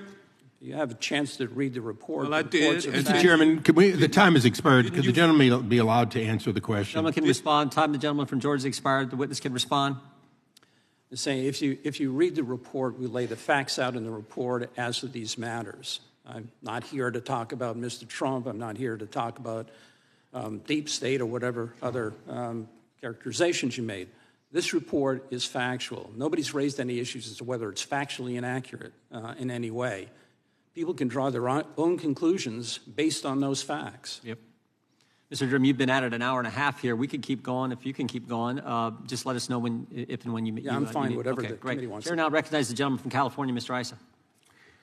Mr. Durham, each of us on the panel has a different background and a different idea of what's best to get out of this report and the work that you have done so faithfully, not just for the last 4 years, but for your entire career. So I'm going to start off by asking, is it true that you have the Attorney General's Exceptional Service Award, a decoration for your service? That's true. Is it also true that you have the Attorney General's Distinguished Service Award? That's true. And who awarded you that? You know, that goes back in time. Attorney General Reno had... No, 2012. Oh, I'm sorry, in 2012. I'm trying to remember what award it was. I don't frankly recall. I don't really just for the record, it's Eric Holder. Yeah. That was the CIA investigation. That's right. It's Attorney General Holder. Correct. It was, and you had to deal with some of the most despicable people and do the things that we do sometimes when wrong has been done. So I want to thank you for that. It seems like for your entire career, you've been a go-to for difficult situations, not necessarily the standard I'm trying to rise quickly award, but in fact, you're a career investigator. And I would imagine pretty closely that you've got your 82% overall. But I want to talk about something that I'm not qualified to talk about, but I can ask you.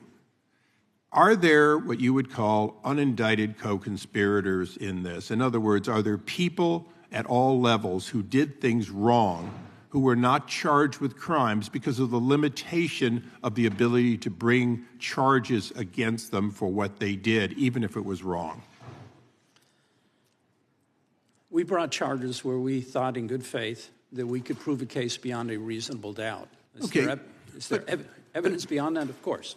Sure. So in your experience as a career prosecutor, when people break the rules and it changes the outcome of something, like launching an investigation without a predicate, like the president, the vice president, the attorney general, and a host of others, FBI director, knowing that this had been started with a false predicate, knowing that Hillary Clinton's campaign, with her approval, in fact, had authorized this, not op research, but this weaponizing of a false claim. When they did that, they in fact changed the outcome, whether criminal or not, of many things, including certainly some things in voters' minds. Isn't that correct?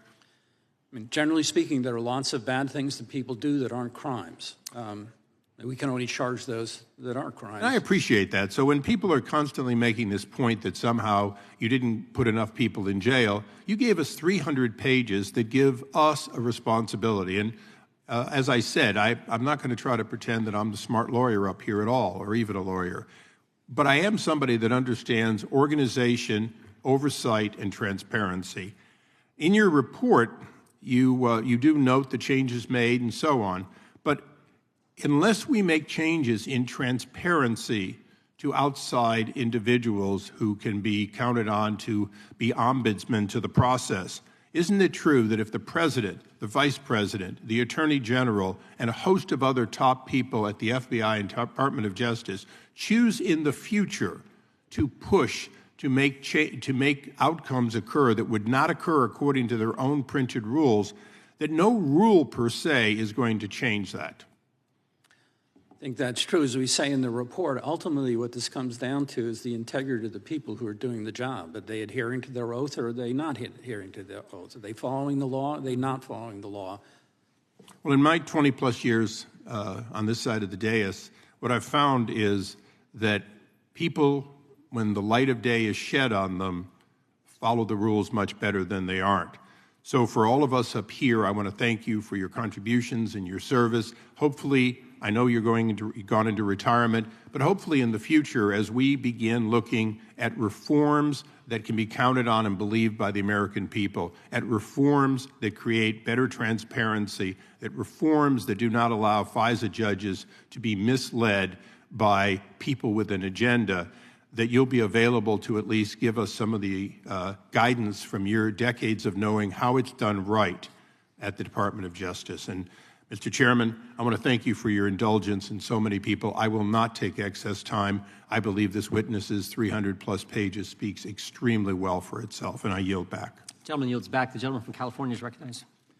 Mr. Durham, just so people remember what this is all about, let me ask you, the Mueller investigation revealed that Russia interfered in the 2016 election in sweeping and systemic fashion, correct? That's correct. And Russia did so through a social media campaign that favored Donald Trump and disparaged Hillary Clinton, correct? As the report says, yes. And Mueller found that a Russian intelligence service hacked computers associated with the Clinton campaign and then released the stolen documents publicly. Is that right? That report speaks for itself as well. Mueller also reported that though he could not establish the crime of conspiracy beyond a reasonable doubt, he also said, quote, a statement that the investigation did not establish certain facts does not mean there was no evidence of those facts. That also appears in the report, doesn't it? There's language to that effect, yes. In fact, you cited that very statement in your own report, did you not, as a way of distinguishing between proof beyond a reasonable doubt and evidence that falls short of proof beyond a reasonable doubt? Correct. As an illustration of this, both Mueller and congressional investigations found that Trump's campaign chairman, Paul Manafort, was secretly meeting with an operative linked to Russian intelligence named Konstantin Kilimnik, correct? That's my understanding, yes. And that Manafort, while chairman of the Trump campaign, gave that Russian intelligence operative the campaign's internal polling data, correct? That's what I've read in the news, yes. And that Manafort provided this information to Russian intelligence while Russian intelligence was engaged in that social media campaign and the release of stolen documents to help the Trump campaign, correct? You may be getting beyond depth of my knowledge, but well, let me say very simply, while Manafort, the campaign chairman for Donald Trump, was giving this Russian intelligence officer internal campaign polling data, Russian intelligence was helping the Trump campaign, weren't they? I don't know that. You really don't know those very basic facts of the investigation? I know the general facts, yes. Do I know that particular fact myself? No. I mean, I know that I've read that in the media. And are you aware, Mr. Durham, that Mueller and congressional investigations also revealed that Don Jr. was informed that a Russian official was offering the Trump campaign, quote, very high-level and sensitive information, unquote, that would be incriminating if Hillary Clinton was part of, quote, Russia and its government support of Mr. Trump? Are you aware of that? Sure, people get phone calls all the time from individuals who claim to have information like that. Really, the son of a presidential candidate gets calls all the time from a foreign government offering dirt on their opponent? Is that what you're saying? I don't think this is unique in your experience. So you have other instances of the Russian government offering dirt on a presidential candidate to the presidential candidate's son. Is that what you're saying? Would you repeat the question? You said that it's not uncommon to get offers of help from a hostile foreign government in a presidential campaign directed at the president's son. You really stand by that, Mr. Durham? I'm saying that people can make phone calls making claims all the time that you may have experienced. Are you really trying to diminish the significance of what happened here and the secret meeting that the president's son set up in Trump Tower to receive that incriminating information? Are you trying to diminish the significance of that, Mr. Durham? I'm not trying to diminish it at all, but I think the more complete story is that they met and it was a ruse and they didn't talk about Mrs. Clinton. And you think it's insignificant that he had a secret meeting with a Russian delegation for the purpose of getting dirt on Hillary Clinton, and the only disappointment expressed in that meeting was that the dirt they got wasn't better. You don't think that's significant? I don't think that was a well-advised thing to do. Not well-advised. Right. Well, that's the understatement of the year. So you think it's perfectly appropriate or maybe just ill-advised for a presidential campaign to secretly meet with a Russian delegation to get dirt on their opponent? You would merely say that's inadvisable? Yeah, if you're asking me would I do it, I hope I wouldn't do it. But it was not illegal. It was stupid, foolish, ill-advised. Well, it is illegal to conspire to get incriminating opposition research from a hostile government that is of financial value to a campaign. Wouldn't that violate campaign laws? I don't know all those facts to be true. Well, your report, Mr. Durham, doesn't dispute anything Mueller found, did it? No, our object, our aim was not to dispute Director Mueller. I have the highest regard for Director Mueller. He's a patriot. The only distinguishment between his investigation and yours is he refused to bring charges where he couldn't prove guilt beyond a reasonable doubt, and you did. I yield back. Gentleman yields back. The gentleman from Colorado is recognized. Thank you, Mr. Chairman. Mr. Durham, I want to, as a fellow alum of DOJ, I want to thank you for your service, number one. And number two, welcome you to Congress. It's a real pleasure to be here.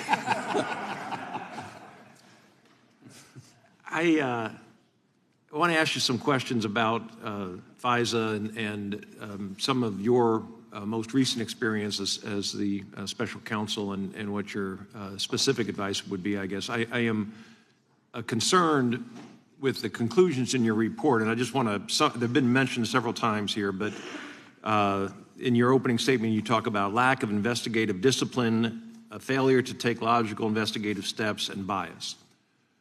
It appears to me that the lack of investigative discipline and the failure to take logical investigative steps are a result of bias. Is that fair? I think that's fair. When you look at what is involved here, this is a presidential campaign. It's not a run-of-the-mill investigation. This is so highly sensitive. It could affect the outcome of a presidential election and the future of the nation. You would expect that the discipline that would have been followed would have been higher than ever. And that didn't happen here. The sort of analytical rigor, the discipline in how we investigate criminal matters, that was just absent here in large measure. Fair to say that there was a rush to judgment? I'm sorry? Fair to say that there was a rush to judgment? In other words, the judgment of proceeding with the investigation before following proper procedure? As been alluded to here, the information that they had received from the Australian diplomats, not Australian intelligence or law enforcement, about Australian diplomats about something that was said at a bar. Within 3 days of that information having been received at FBI headquarters, the deputy director of the FBI, according to Mr. Strzok, told him to immediately open that, and it was opened as a full investigation on a weekend with Mr. Strzok, not only writing the opening electronic communication, the opening memo, but approving that memo as well. And this is the same Mr. Strzok who we saw the text message from that had a clear bias regarding President Trump? It's the same person, yes. And how long did Director Comey serve in the FBI before he became director? And I'm not saying Department of Justice, I'm saying FBI. Right. To my knowledge, he was not in the FBI prior to becoming director. And he promoted the people, Andy McCabe, Peter Strzok, others, to the position in headquarters and then dealt with them there. Is that fair? He would have certainly had a role in the advancement of people in the upper management of the FBI, yes.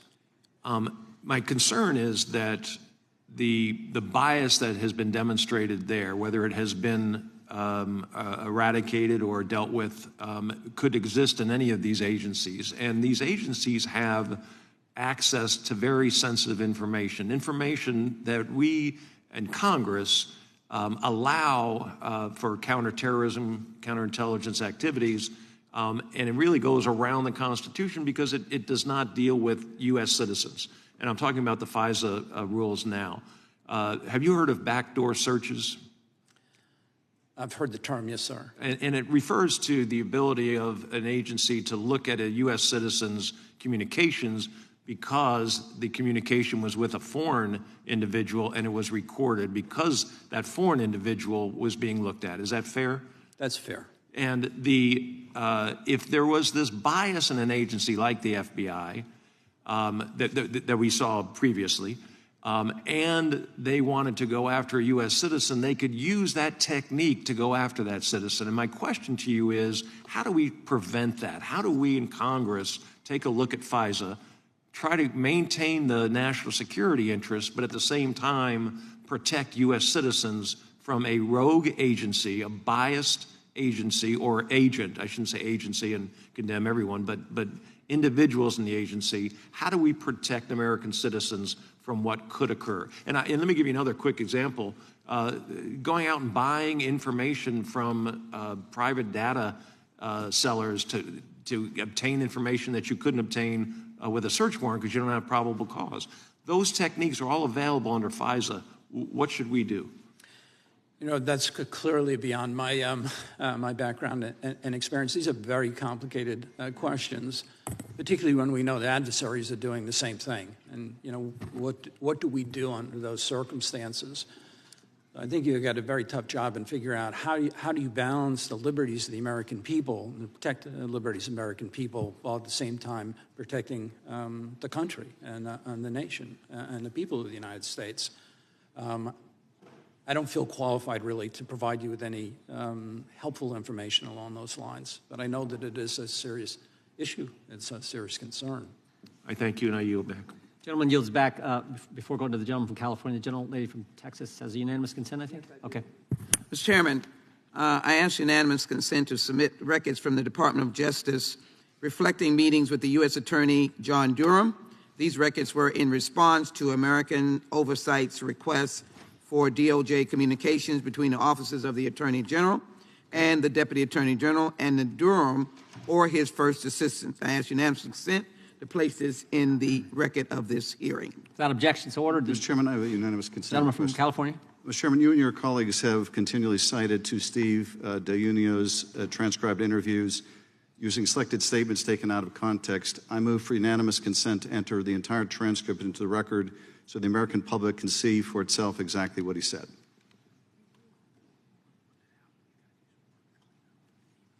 Yeah, we will work on that. Yeah, we'll work on that. We don't want to, we'll talk with the chairman. We want to make that fully available. Mr. Chairman, you're objecting to a unanimous consent request then to some... Mr. Chairman, I object. Okay. So if I understand correctly, Mr. Chairman, you're happy to cite selected portions of the transcript out of context, but you're not happy to see... Mr. Chairman, there's an objection. Is there further action? You don't want the American public to see this, Mr. Issa? Roll call vote, please. Yeah. There's no vote on that. I just want to clarify for the gentleman. We want to put the transcript out. There's a couple. We got a little work to do on certain names that have to be redacted for obvious reasons. But yeah, we definitely want to put the transcript out. We'll work with the minority to make sure that happens. I thought it was an amazing interview by Mr. D'Antuono, the former head of the Washington Field Office. We want that information out to the public, and we'll make sure it happens. Can I suggest, Mr. Chairman, that you grant the request subject to redactions to protect personally private information? So, without objection, so ordered. Thank you very much. Gentleman from California is and you have accepted my submission. I didn't hear that right away. Thank you. Thank you, Mr. Chairman. Gentleman from California is recognized. Mr. Durham, many of my MAGA colleagues want you to be someone who you are not and to say something that you clearly won't. And so I want to just start by thanking you for your many years of service to our country as a federal prosecutor. I want to talk a little bit more about the independence of a special counsel and just clarify, you did send multiple texts to the Attorney General after you were appointed as special counsel. Did you ever text message with Attorney General Garland once he took over as Attorney General?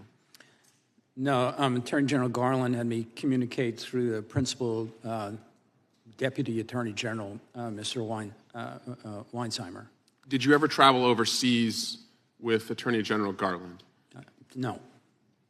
And I met with the Attorney General, but I didn't travel overseas with him. And President Biden, through the Attorney General, could have had you removed, fired. Is that right? I'm sure he could have. And you stayed on?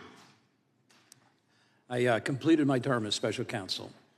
Was there anyone you wanted to indict that you were prohibited from indicting by Attorney General Garland? No. So if you wanted to, you could have indicted Hillary Clinton, but you never asked. Is that right? If I had the evidence, yeah, he could have, for sure. If you wanted to indict President Biden, you could have asked, right?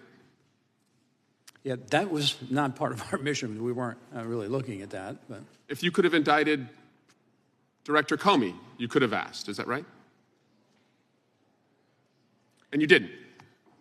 Yeah, the Attorney General Garland had never asked me not to indict somebody. Great. So I just want to make it clear to my colleagues, you had all the power in the world to indict anyone that you had evidence to indict, and you were never blocked from doing it. That's correct? That's correct.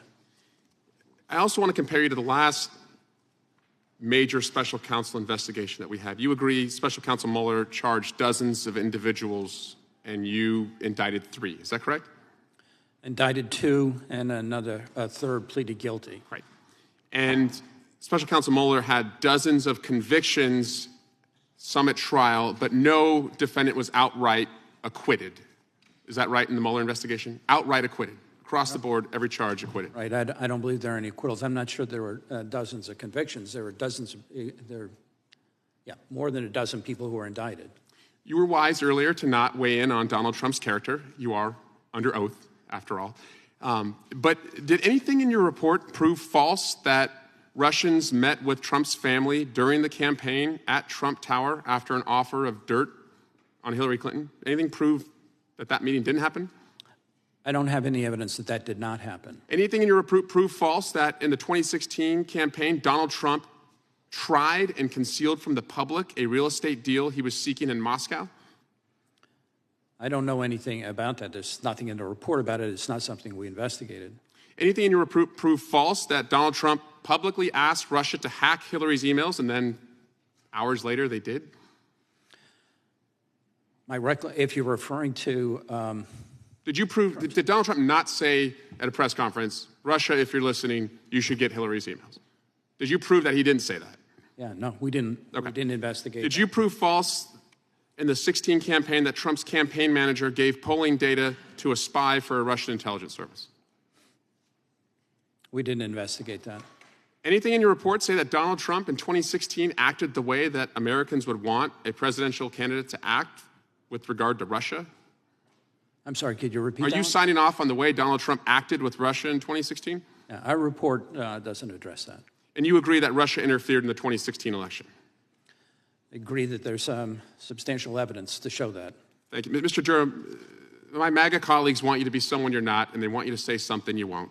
They want you to join the law firm of Insurrection LLC, which incidentally and probably appropriately is chaired by a guy who never passed the bar exam, and you're wise not to do that. You see, my colleagues today, they are making themselves footnotes and foot soldiers in the history books that will chronicle Donald Trump's corruption. And I yield my remaining time to Mr. Schiff. Mr. Durham, returning to your decision to speak out during the pendency of your investigation, did you have staff on your team advise you against making statements during the pendency of your investigation? They didn't advise me either way, no. Did any of your staff raise ethical concerns about your speaking out either in an interim report or after the Inspector General investigation? Any of your staff raise ethical concerns with your doing so? Not that I recall, no. Raise a technical concern? No, not that I'm aware of. Did they raise concerns with your speaking out during the pendency of the investigation? Time of the gentleman has expired. The witness can respond. I'm sorry. Did any of your staff raise concerns about your speaking out during the pendency of your investigation in contrast to DOJ policy? Not that I recall. Thank you. Gentleman yields back. Gentlelady from Florida is recognized. Good morning, Mr. Can Durham. I just complete that answer, Lauren? But I don't want to lay any blame at their part. I made that decision to make a statement. They were not involved in it. Nora Danahy. Gentlelady from Florida. Right. Nora Danahy, a friend of mine, a very good lawyer, an honest person. Why did she resign? That's Nora Danahy. That's why we brought her on. Why did she resign? The gentleman's time has expired. The gentleman answer the question if you'd like. Mr. Chairman, who's in charge here? Because it's not Mr. Schiff, I don't think. It's the lady's time from Florida. Good morning, Mr. Durham. Good morning. As a former federal prosecutor, I want to begin by telling you how much I appreciate your work, that of your team, and your presence here today. And you may begin by answering the prior question if you wish.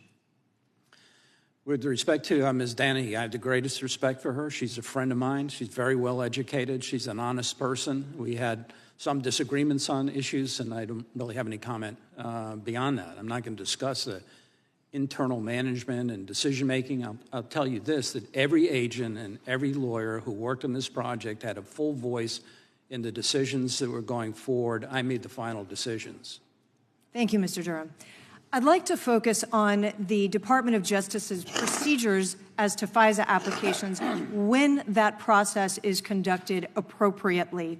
To begin with, FISA surveillance application must include an affidavit from a federal law enforcement officer, correct? That's correct. And that affidavit must demonstrate cause to believe that the target of the surveillance is an agent of a foreign power. Is that also right?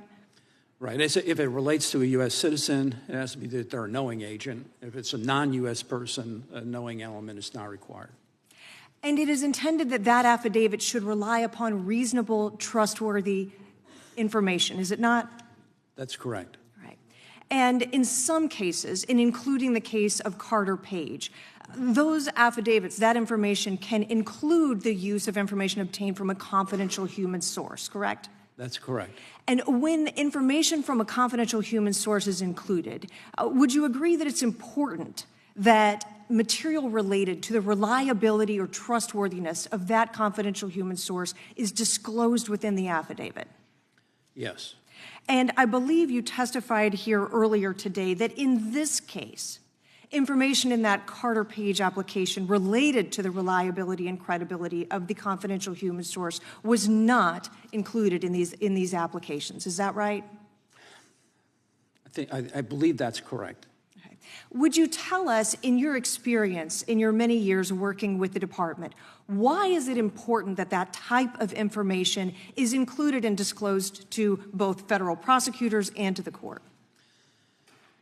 There's, when matters are submitted to the court, it's for a reason, or to a judge. It's to let an independent judicial officer weigh the question as to whether probable cause exists or not. In providing that information to independent, objective judicial officers, judicial magistrates, if there's confidential human source information that's being provided, it's important for the person, the judge who's reviewing this, to know what's the basis of the person's knowledge. Is it hearsay, or do they have personal knowledge, as an example? And then whether or not there's some track record or basis to believe that the information would be credible coming from this person. And of course, at this stage of the proceeding, the person who's the subject of the investigation has no idea that this application is even being made or considered or reviewed by the court in most cases. So That's it's correct. solely rests with the government, the responsibility to ensure that this power, that this surveillance power that's being used is being done in a way that is appropriate and compliant with the law. That's correct. And you mentioned something earlier about that in this case, agents immediately moved to the most intrusive investigative means that were available, referring, of course, to the interception of live communications, correct? That's correct. In this instance, the Bureau almost immediately, when they opened its full investigations, it was the umbrella case, Crossfire Hurricane, and then the 4 sub-files, they immediately went to try to get FISA coverage on Papadopoulos, which they weren't able to do, and then Carter Page. And some of the techniques for law enforcement, you know, there are a myriad of other things they can do to collect surveillance information short of this interception of communications, like poll cameras, pen registers, trap and trace, trash pulls, correct? There are many other things that in investigations are often utilized prior to taking this step of attempting to intercept live communications. Right. Those are typically building blocks for electronic surveillance. So based on your testimony so far, what we're hearing is that here, a FISA application was pursued without disclosing some relevant information to prosecutors or the court, without following standard procedural rules, utilizing investigative techniques that were the most intrusive without first exhausting other techniques, and instead pursuing the most invasive method possible from the outset against Mr. Page. That's essentially correct, yes. Now, one other thing, you mentioned earlier during your testimony that the failures identified during your investigation, that if they were not addressed, they would result in national security risks and continued public lack of confidence in our institutions of justice, that there were no overnight fixes, but we needed accountability, standards, and consequences. Would you elaborate, please? Time the gentlelady has expired. The witness can respond. Yeah. The national security interests that, here include liberties of the American people. One of the things that was most disturbing about the dossier, the Steele dossier, is whether or not this is, so at least some of it was Russian disinformation, whether Igor Danchenko, who personally wrote that he was responsible for 80% of the intelligence in the dossier and 50% of the analysis, whether or not Mr. Danchenko was the source of Russian disinformation. If you don't run some of those things to ground, it does affect the liberties, or potentially affects the liberties of the American people and the national security interests of this country. Thank you, sir. Gentlelady yields back. The gentleman from California is recognized. Thank you, Mr. Chairman. Before I begin my questioning, I want to say that the House Judiciary Committee is responsible for helping to ensure the rule of law. The chairman of this committee ignored a bipartisan congressional subpoena. The precedent set by this chairman has damaged the ability of congressional committees to get information from witnesses and damaged the rule of law. Now, Mr. Durham, thank you for being here voluntarily today. In your report, not only did the FBI have information, as stated before, that the Australians knew that Trump Foreign Policy Advisor George Papadopoulos had suggested that the Russians were going to release anonymous information damaging Hillary Clinton. The FBI also knew and had information that the Democratic National Committee was hacked by the Russians and information was being released to the American public. The FBI also had information from various media reports that Trump had relations with different Russian businessmen, and the FBI had information that Trump said, quote, "Russia, if you're listening, I hope you're able to find the 30,000 emails that are missing." The FBI had all that information prior to opening Operation Hurricane, correct? Crossfire Hurricane, is that right? That's correct. Okay. If the FBI had chosen to do so, the multiple pieces of information they had would have allowed them to open a preliminary investigation. Is that right? In our report, we say that the FBI certainly had an obligation to assess the information, perhaps make it a preliminary investigation. That's okay. In fact, it would have been a dereliction of duty for the FBI to have just sat on their hands and done nothing with the information that they had. Is that right? Yeah, the FBI should not have ignored that information. Okay. It's also true, isn't it, that the Inspector General of the Department of Justice looked at this situation and concluded that not only did the FBI have enough information to open a preliminary investigation, the FBI had enough information to open a full investigation. That was the conclusion of the Inspector General, correct? My recollection is that the Inspector General said it's a low bar and he thought that it had been met. The Inspector General didn't necessarily address. So thank you. I'd like to enter the Inspector General's report dated December 2019 into the record, Mr. Chairman. Without objection. Okay. Turns out the FBI was correct. The Department of Justice found that the Russians interfered in our elections in a, quote, sweeping and systematic manner.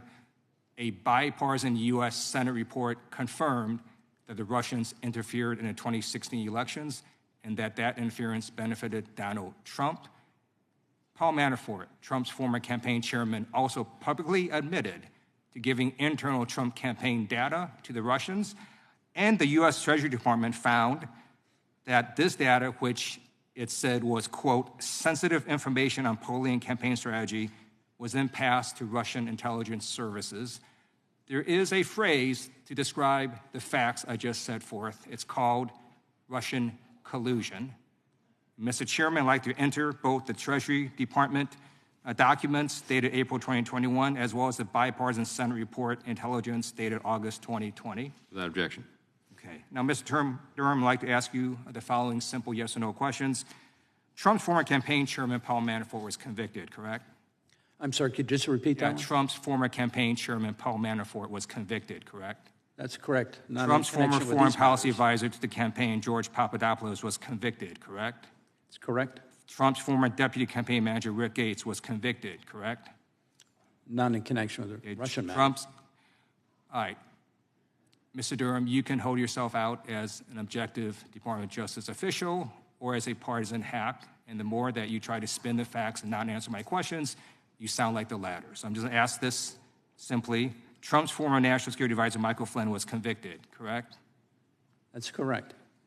Trump's longtime advisor, Roger Stone, was convicted, correct? I'm sorry, missed the last thing. Trump's longtime advisor, Roger Stone, was convicted, correct? Correct.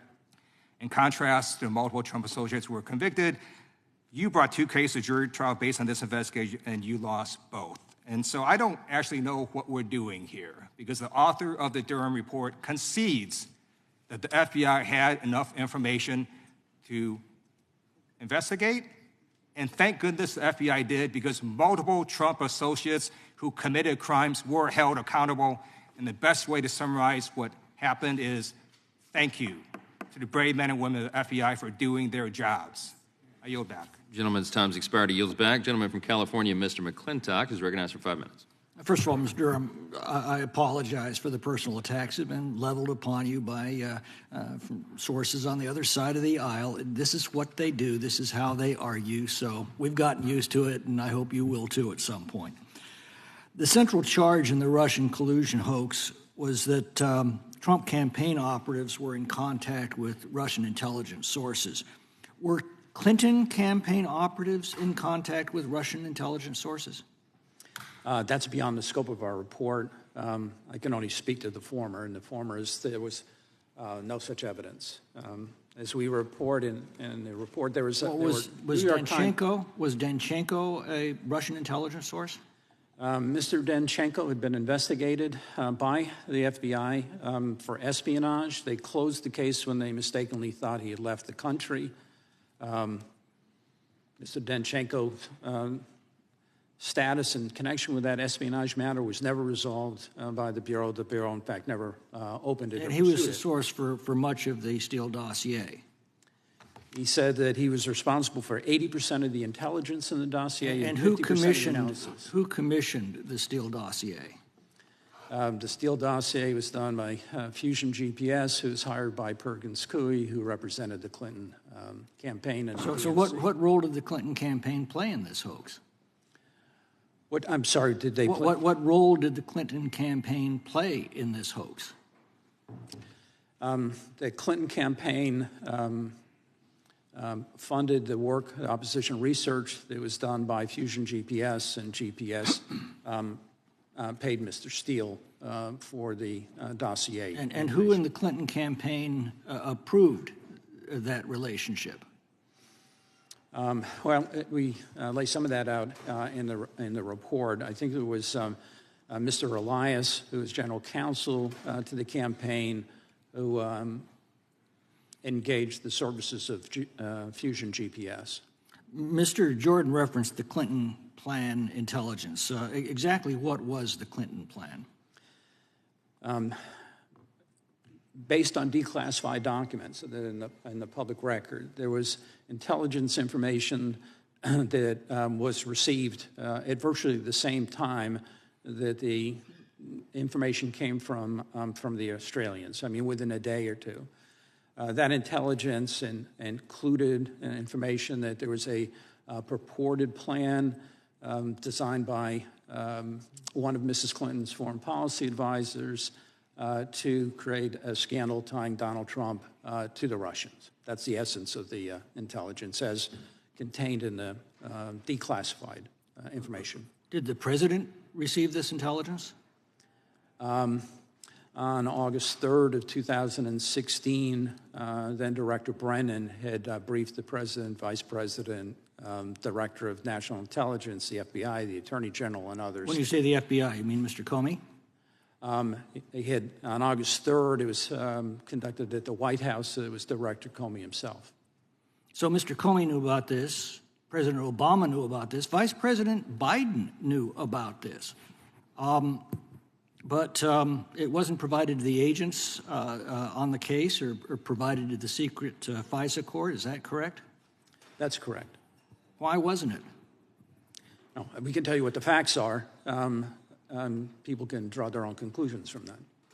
About the Papadopoulos comments at the bar that were used as justification for this whole thing, what would the FBI have learned had it looked into this information honestly? If before opening Crossfire Hurricane they had checked their own files and communicated with other intelligence agencies and the like, they would have found that there was nothing at that time in their files that would corroborate the information, the suggestion of a suggestion that the Russians might provide some kind of assistance. There's nothing in their files that would corroborate that. The Steele dossier was entered in the congressional record. Was it true? I'm sorry, the Steele dossier? The Steele dossier was entered into our congressional record. Was it true? There is not a single substantive piece of information in the dossier that has ever been corroborated by the FBI or, to my knowledge, anyone else. You mentioned that the FISA court criticized the misleading and false information that was used to request the FISA warrants, but did the FISA court hold anyone in contempt for that? Not to my knowledge. Did they apply any sanctions to anyone responsible for that? Not to my knowledge. Did they even yell at anybody? They issued an appropriately harsh memo talking about what the expectation is when a document is submitted to that court, that it be truthful and accurate and complete. And that was the expectation, is the expectation. Gentleman yields back. Chair now recognizes the gentlelady from Washington. Thank you, Mr. Chairman. Mr. Durham, thank you for being here today to speak with us about the report you produced looking at the FBI's investigation into Russian interference in the 2016 election. Your report took 4 years and over $6.5 million in taxpayer dollars to produce. Mr. Durham, how many cases did you bring to trial during your time investigating the 2016 election? I'm sorry, I just missed part of that because how many cases did you bring to trial? 2. 2. And in how many of those 2 cases did the juries vote to convict? Neither one. Neither one. Neither jury voted to convict the gentleman that you prosecuted, and in fact, in one case, the trial judge threw out one of your charges because the claim that you were charging as false was, as he put it, literally true. Mr. Durham, I think you were given an impossible task by Attorney General Bill Barr. He asked you to figure out how to make Donald Trump's Spygate claims true. But you couldn't do that because you quickly realized that the claims were false. And so you set about, as many Republicans on cable news do, trying to find a way to blame Hillary Clinton for Donald Trump's woes. Mr. Durham, do you know how many people Special Counsel Mueller indicted or obtained guilty pleas from? They indicted or charged a number of people. I think it was 34. It was 34 people and 3 companies. Do you know how many of those indictments were of individuals who were acquitted in court? I don't know that anybody was acquitted. That's right. The answer is none. So I think the difference between your investigation and Mr. Mueller's was that Mr. Mueller actually found actual evidence of a crime. We know that Russia did attempt to interfere in the 2016 election. We know that Russia did hack into the DNC email server, and Mr. Mueller's prosecutions reflected that reality, such as the case of 12 Russian military intelligence officers who he charged with crimes related to the hacking and the leaking of leading Democrats' emails in 2016. Similarly, Mr. Mueller found repeated instances of Trump campaign associates lying when asked about their interactions with Russian interests. And as a result of Mr. Mueller's investigation, George Papadopoulos pleaded guilty in October of 2017 to making false statements to the FBI. Trump campaign aide Rick Gates pleaded guilty to 1 false statements charge and 1 conspiracy charge. Trump National Security Advisor Michael Flynn pleaded guilty to making false statements to the FBI. And in November of 2019, Trump advisor Roger Stone was convicted on 7 counts, including lying to the House Intelligence Committee and tampering with a witness. Again, Mr. Mueller indicted or got guilty pleas from 34 people and 3 companies. Mr. Durham, you're a career prosecutor, correct? That's correct. And you started working as a state prosecutor in 1977, and you joined the Justice Department in 1982. Yes or no, prosecutors prioritize bringing cases to court that have a high likelihood of winning? I would not say that that's the standard, no. So you don't think that to call an investigation successful, you should at least reveal some new information? Most of your report, Mr. Durham, is a rehashing of old news, including process-related concerns that the FBI had already addressed. In fact, that's why you said you were not recommending any further changes to FBI policies or procedures. So at the very least, I would think that you would need to win some of the cases on their merits. But that's not what happened, and that's not what MAGA Republicans are looking for. Chairman Jordan seems to be looking for any excuse to discredit law enforcement and DOJ, who are finally holding Donald Trump accountable for his serious violations of the law. Violations, by the way, that Donald Trump just admitted to last night on Fox News. Americans will see through this facade, and I wanted to ask Mr. Schiff if he wants my additional 40 seconds of time. If so, I yield. Thank you. I just want to follow up on my question before. Nora Danahy was a very well-respected member of your team. Why did she resign? I'm sorry? Nora Danahy was a very well-respected member of your team. Why did she resign? Yeah, that's not part of the report, and I'm not going to discuss internal matters management. Did she resign over disagreement she had with you about how you're handling the investigation? It's not part of the report. I'm not going to discuss it. It's not part of the report, highest regard for Ms. Danahy. But you know the answer, Mr. Durham. Why won't you tell us? Because that's not part of the report. That's not part of the mission, and I'm not going to discuss internal discussions. I can tell you this, that with respect to every major decision that was made by our team, every agent and every lawyer had full voice in expressing their opinions, and we proceeded accordingly, with me making the final Some voted with their feet to leave your office. The time of the gentlelady has expired. I yield back. Gentlelady yields back. Gentleman from Texas is recognized.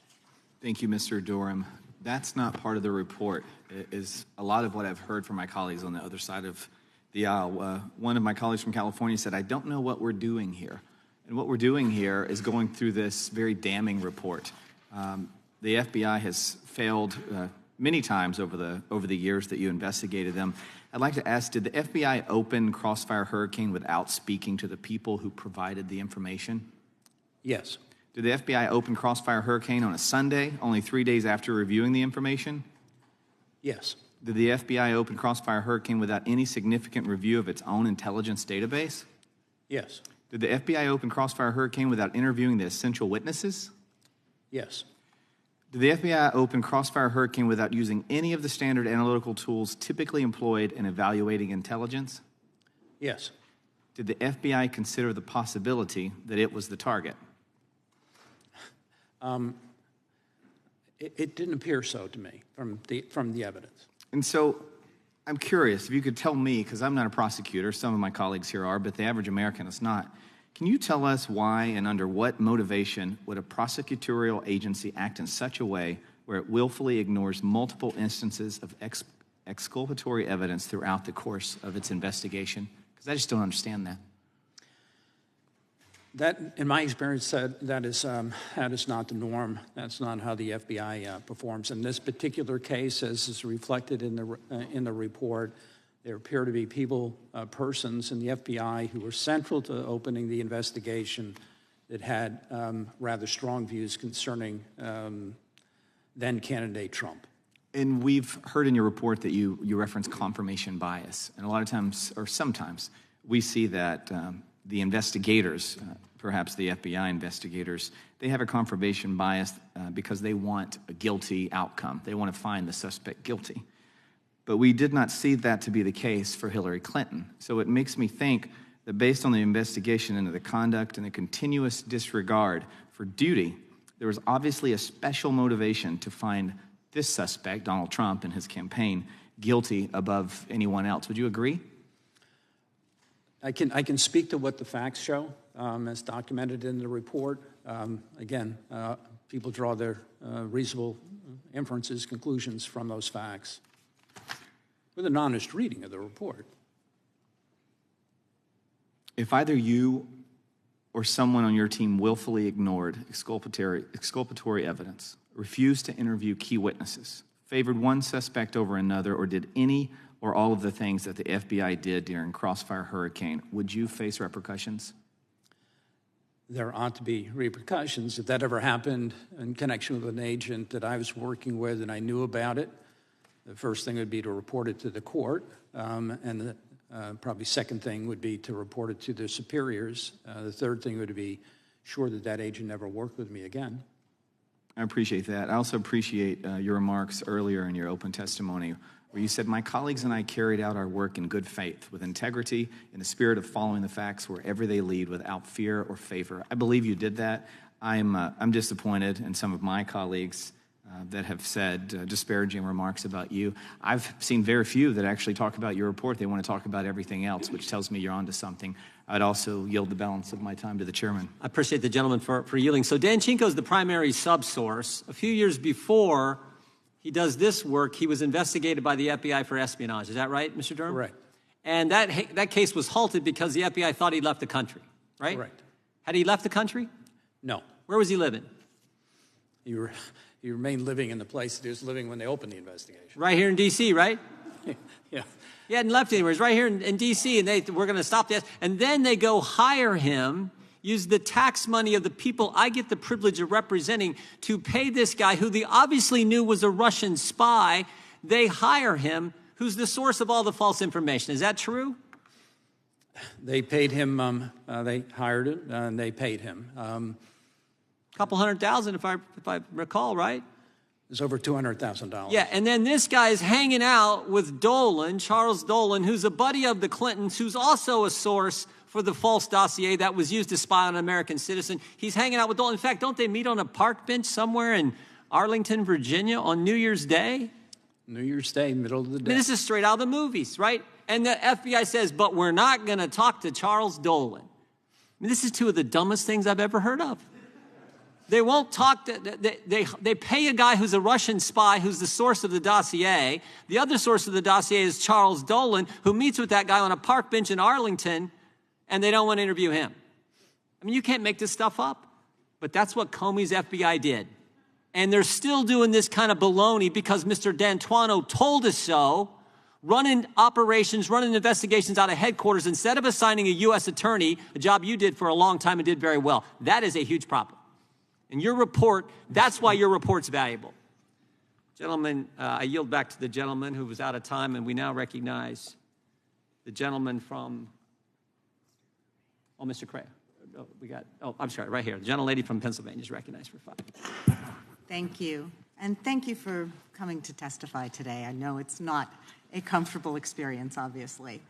And clearly the questions have exposed that we have many areas of disagreement across the aisle, but I am relieved that we have no disagreement about one of the fundamental conclusions of your report, that it was incumbent upon the FBI to open some form of investigation when presented with evidence that a presidential candidate and his associates are either coordinating campaign efforts with a hostile nation or being manipulated by such a hostile nation. And that is a fundamental conclusion, right? Some form of investigation was necessary. Right. I mean, the FBI, when they receive information, disinformation, other information, they almost always have some obligation to assess that information. Sure. That's what the assessment is about. Sure. So we've established over the course of questions that the current Attorney General, Merrick Garland, allowed you to run your investigation, I think you said, independently and without interference, right? That's correct. Okay. And you've talked about the thoroughness of your investigation as you performed it over the course of 4.5 years, $6.5 million, hundreds of FBI agents, 6 million pages of documents, not hundreds of FBI agents, hundreds of personnel working with you. That would not be accurate, but. Okay. Well, you also had the benefit of prior investigations, including the Mueller report. Correct.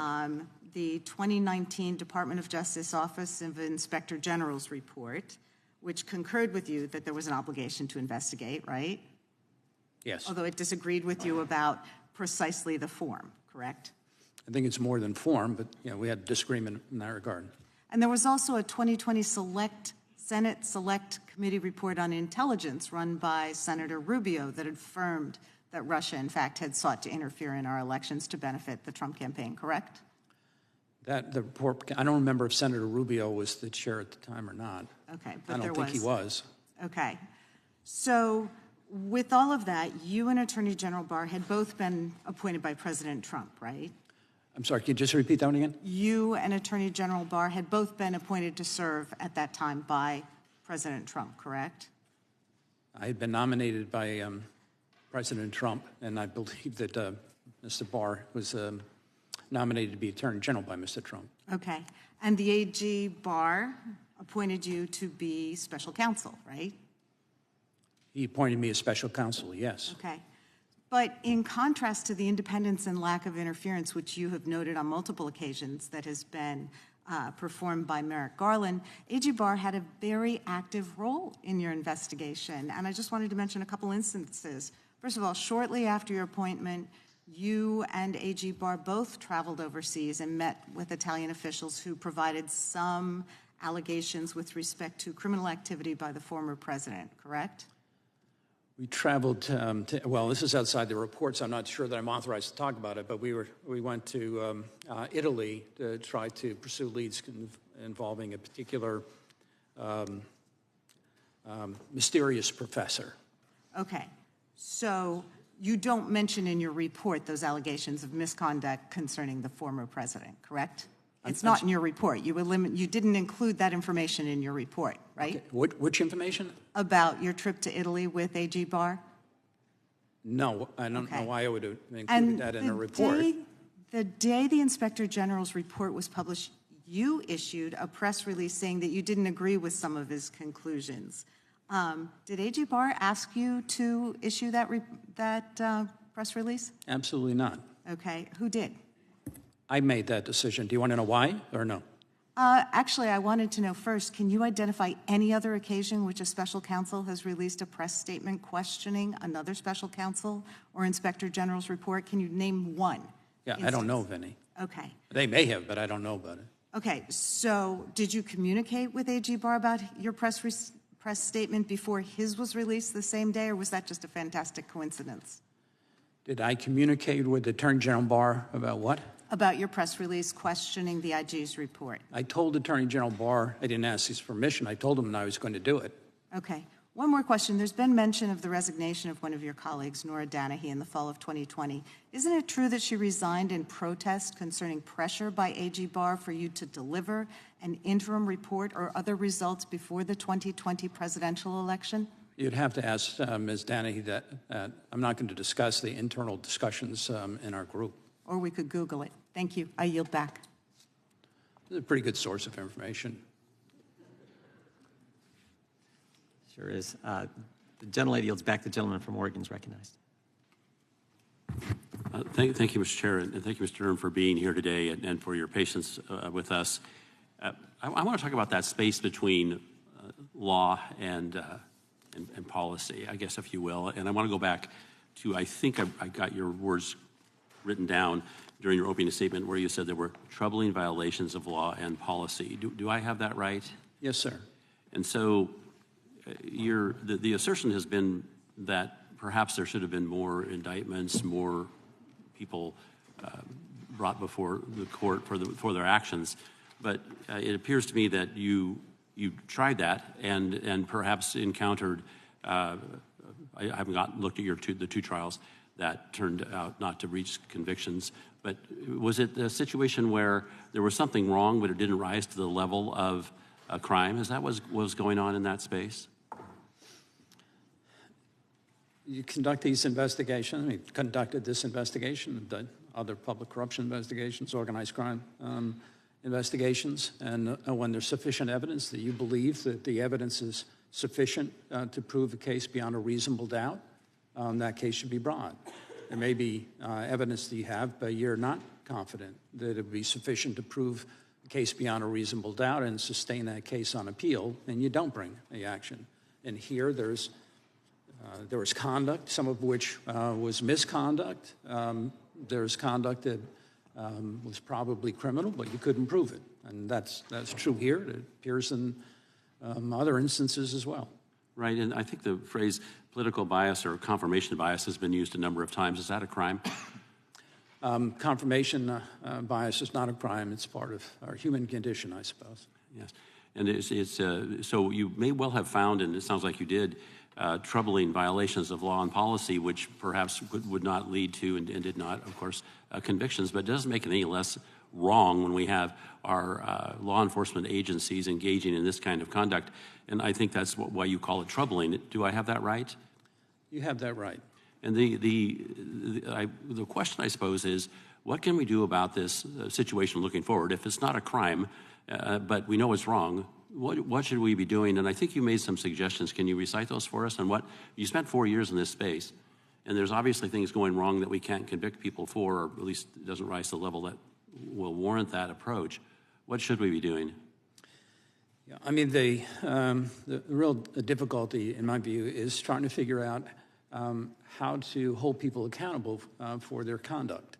And it's not a simple problem to solve. In the context of the FISA situation, you know, for example, or maybe it would be the case in any instance in which there's what's referred to in the Bureau as a sensitive investigative matter, a SIM, that there are additional rules that apply there. You know, maybe it's come time where if an agent is going to sign a FISA application in a sensitive investigative matter, that they not only understand that they're signing under the penalties of perjury, but if the Bureau determines that they intentionally misstated anything, that their employment will be terminated. I mean, there's real teeth in when somebody signs an affidavit, swears to something before a judicial officer, there are consequences if that is untrue. There are criminal penalties, but there sure as heck ought to be other penalties as well. I mean, there are things like that. In these sensitive cases, I mean, this is not a normal case. This is a presidential election and it affected the nation. Maybe they ought to instill practice, for example, of red teaming, which we tried to do to an extent in our investigation, which is you have a group of people who take the opposite side to make the arguments, to try to point out either where the weaknesses are or where additional evidence needs to be developed. It may be that the Bureau would benefit, as I said in the report, from having something of an ombudsman who would look at FISA applications or look at the investigative effort being undertaken in these sensitive investigative matters, who looks at how the investigation is progressing and whether or not, in that person's estimation, the investigation is being done independently and in a disciplined way. There are those kinds of things, but ultimately, I don't know how you hold people responsible absent their integrity and that kind of overview or review of what the investigation is doing. Thank you, Mr. Durham. I yield back. Gentleman yields back. The gentleman from Colorado is recognized. I thank the chairman. Mr. Durham, thank you for testifying today. Thank you for your service to it's been a real pleasure. Our country. Well, we appreciate your service to our country, to the Department of Justice. I've read your report, as I suspect most of the members of the committee have, and appreciated your work. I want to talk a bit about your interactions with Maine Justice, with the Department of Justice, and in particular with Attorney General Garland. Did Attorney General Garland permit your inquiry to proceed independently? Yes. Did Attorney General Garland interfere with your inquiry, your investigation in any way? No. Did Attorney General Garland attempt to prevent or stop you or your team from taking any investigative step that you deemed necessary? He did not. Did Attorney General Garland provide support to your efforts? In terms of occasionally we would need some additional personnel. In a couple of instances, we had a person that was detailed from Maine Justice. Yes, so in that respect, yes. Did Attorney General Garland decline to implement any of the recommendations that you've made? I don't know that. The letter, the report, I believe it's on page 3 of your report, you say, and I'll quote, after the inauguration of President Biden, Attorney General Garland met with the Office of the Special Counsel. The office very much appreciates the support consistent with his testimony, referring to Attorney General Garland, during his confirmation hearings that the Attorney General has provided to our efforts and the Department's willingness to allow us to operate independently, end quote. And you stand by that, I suspect. I do. Correct. Sounds like the Department of Justice and the Attorney General were supportive of your efforts, did not interfere in any way with the work that you did over the course of the last several years. There are some folks here in Congress, some colleagues of mine on the other side of the aisle, who have talked about or indicated their desire to defund the Department of Justice. Do you believe the Department of Justice should be defunded? I don't believe these discussions about defunding the police make any sense at all for the security of the nation, and I don't think defunding cornerstone law enforcement entities make a whole lot of sense, maybe more oversight, but defunding in our cities and streets and so forth, no, that doesn't make sense to me. But I've only been at this for 40 years. Sure. Well, and as I said, I am grateful to your service, for your service, rather, and I guess I just want to put a finer point on it because I guess I didn't hear that in your answer. You said a cornerstone of law enforcement. I take that you mean the Department of Justice. The Department of Justice obviously should not be defunded, right? You've committed your career to the Department of Justice. You were a former U.S. attorney, a former acting U.S. attorney, 35 years as an assistant U.S. attorney. You have a decorated record of service to the department. I'm hoping you're willing to say on the record clearly that you don't believe the department should be defunded. I don't believe the Department of Justice or the FBI should be defunded. I think there ought to be some changes and the like, but defunded, no. Thank you. And I appreciate your candor. And I agree with you. With respect to the Office of the Special Counsel, of course, you've concluded your service. As you know, there are different special counsels that are appointed from time to time. You've served in that capacity multiple times yourselves. There is discussion of defunding special counsels. Do you support more broadly the principle of defunding the Office of the Special Counsel? Yeah, I mean, I guess I would have to know the particulars of what the discussion is, but I mean, the general notion that you would establish a special counsel office, the special counsel is doing an investigation, then you're going to defund it, would not make sense to me. Yeah, I agree. And just to put a finer point on this, you served as special counsel for a period of years. During the course of your investigation, for the bulk of that time, Democrats were in control of the United States House of Representatives. There was no effort that I'm aware of to defund your office. And I assume that you would have construed that if someone had made an effort to defund the Office of Special Counsel, your office, as you were undertaking your investigation, as political interference, to the extent that that was being done to try to impair or impinge on your investigation. Is that an accurate statement? Yeah, I mean, if it were our office, our team, I guess I'd have to know the basis of that to see if I thought it was, political or, let's say it's because people spending too much money. Sure. Let's say it's because people disagreed with the work that you were doing. They didn't like your investigation. They disagreed fundamentally with decisions you were making. I presume you would construe that as political interference. Special counsel should operate independently. That's the whole purpose of special counsel. So, I certainly agree. And again, I thank you for being here. I yield back, Mr. Chairman.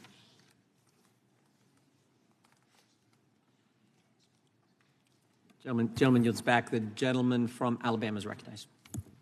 Thank you, Mr. Chairman. Mr. Durham, I appreciate you being here today.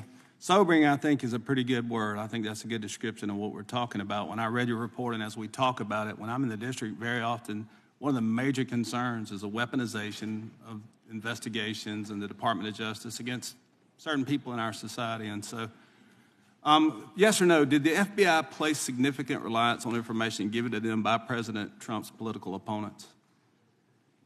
I'm sorry, can you just repeat that one? Did the FBI, did they place significant reliance on information given to them by President Trump's opponents?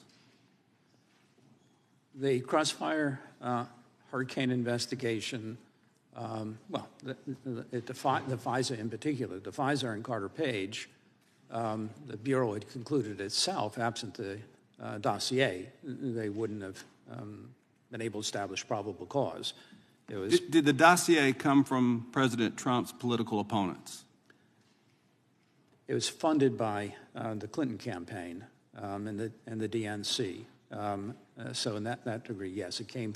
That's how it was paid for. Can you connect the dots between between the Clinton campaign and the investigation of the FBI? Yeah. We were investigating, did investigate. What was behind that investigation? How did it get started? Was it properly predicated as a full investigation by the FBI? And why did it then continue even after Director Mueller had found a lack of sufficient evidence concerning conspiracy or collusion? Mr. Durham, is that what you call sobering? Would that be sobering to you? It's sobering to me in connection with this investigation is the FBI, the people who were involved in the Crossfire hurricane investigation, ignoring exculpatory information, discarding information that was inconsistent with the investigative narrative, with using information, in this instance from the Steele dossier, to establish probable cause to electronically surveil a United States citizen who happened to be a Naval Academy graduate. Those things are sobering to me. I would agree with that. Did the FBI ever fail to take or delay taking action in an investigation involving Hillary Clinton? That wasn't, well, there's a portion of the report that relates to the disparate treatment. So did the FBI delay? There are 3 instances that are identified in the report where the FBI's investigative efforts were considered considerably more disciplined than was the case with respect to Mr. Trump. More discipline, you mean bias? And let me move on, Mr. Durham. I don't want to run out of time. Did the FBI give the Clinton campaign a defensive briefing? They gave, in a particular manner, the FBI gave Mrs. Clinton's legal representatives a debriefing of a defensive nature, yes. Why wasn't the same done for the Trump campaign and President Trump? We explored that during the course of the investigation. What we learned is set out in the report. It would appear from at least what we were told that very little thought went into whether they should give anybody in the Trump campaign a defensive briefing, and they didn't do it. A lot of thought went into giving Hillary Clinton's campaign a defensive briefing, apparently, but not President Trump. In one instance, I think you're referring to the submission of a FISA application in that matter against the foreign interest was premised on them giving a defensive briefing to Mrs. Clinton and some other political... Mr. Durham, is it safe to say that the Clinton campaign colluded with the Russians to accuse Donald Trump of colluding with the Russians? I could not phrase it that way. I could say is that the Clinton campaign funded the information that showed up in the dossier. The Clinton campaign funded the information that was put together concerning an alleged secret communications channel between Trump and Alpha Bank, which was presented to the FBI through Mr. Sussman. So, yeah, there are those things that definitely occurred, and the evidence establishes that. Thank you, Mr. Durham. I appreciate your service. I'll yield back to the chairman. I thank the gentleman. Mr. Durham, Carter Page is an American citizen who, Naval Academy grad, served our country. Why not just talk to him before you spy on him? In this instance, I mean, I don't know if people looked at this in the report. There was a particular piece of information that had been given to Michael Isikoff and appeared in a Yahoo News article on September 23rd, in which Mr. Isikoff lays out what he's obviously been told, and it's clearly the information from Steele. But it also included a statement that a senior law enforcement official confirmed that Carter Page was on the radar screen. That matter was never referred for investigation as to who leaked that. This is an investigation that's supposed to be closely held, confidential, sensitive investigative matter, and that's never referred to, nobody ever looked at.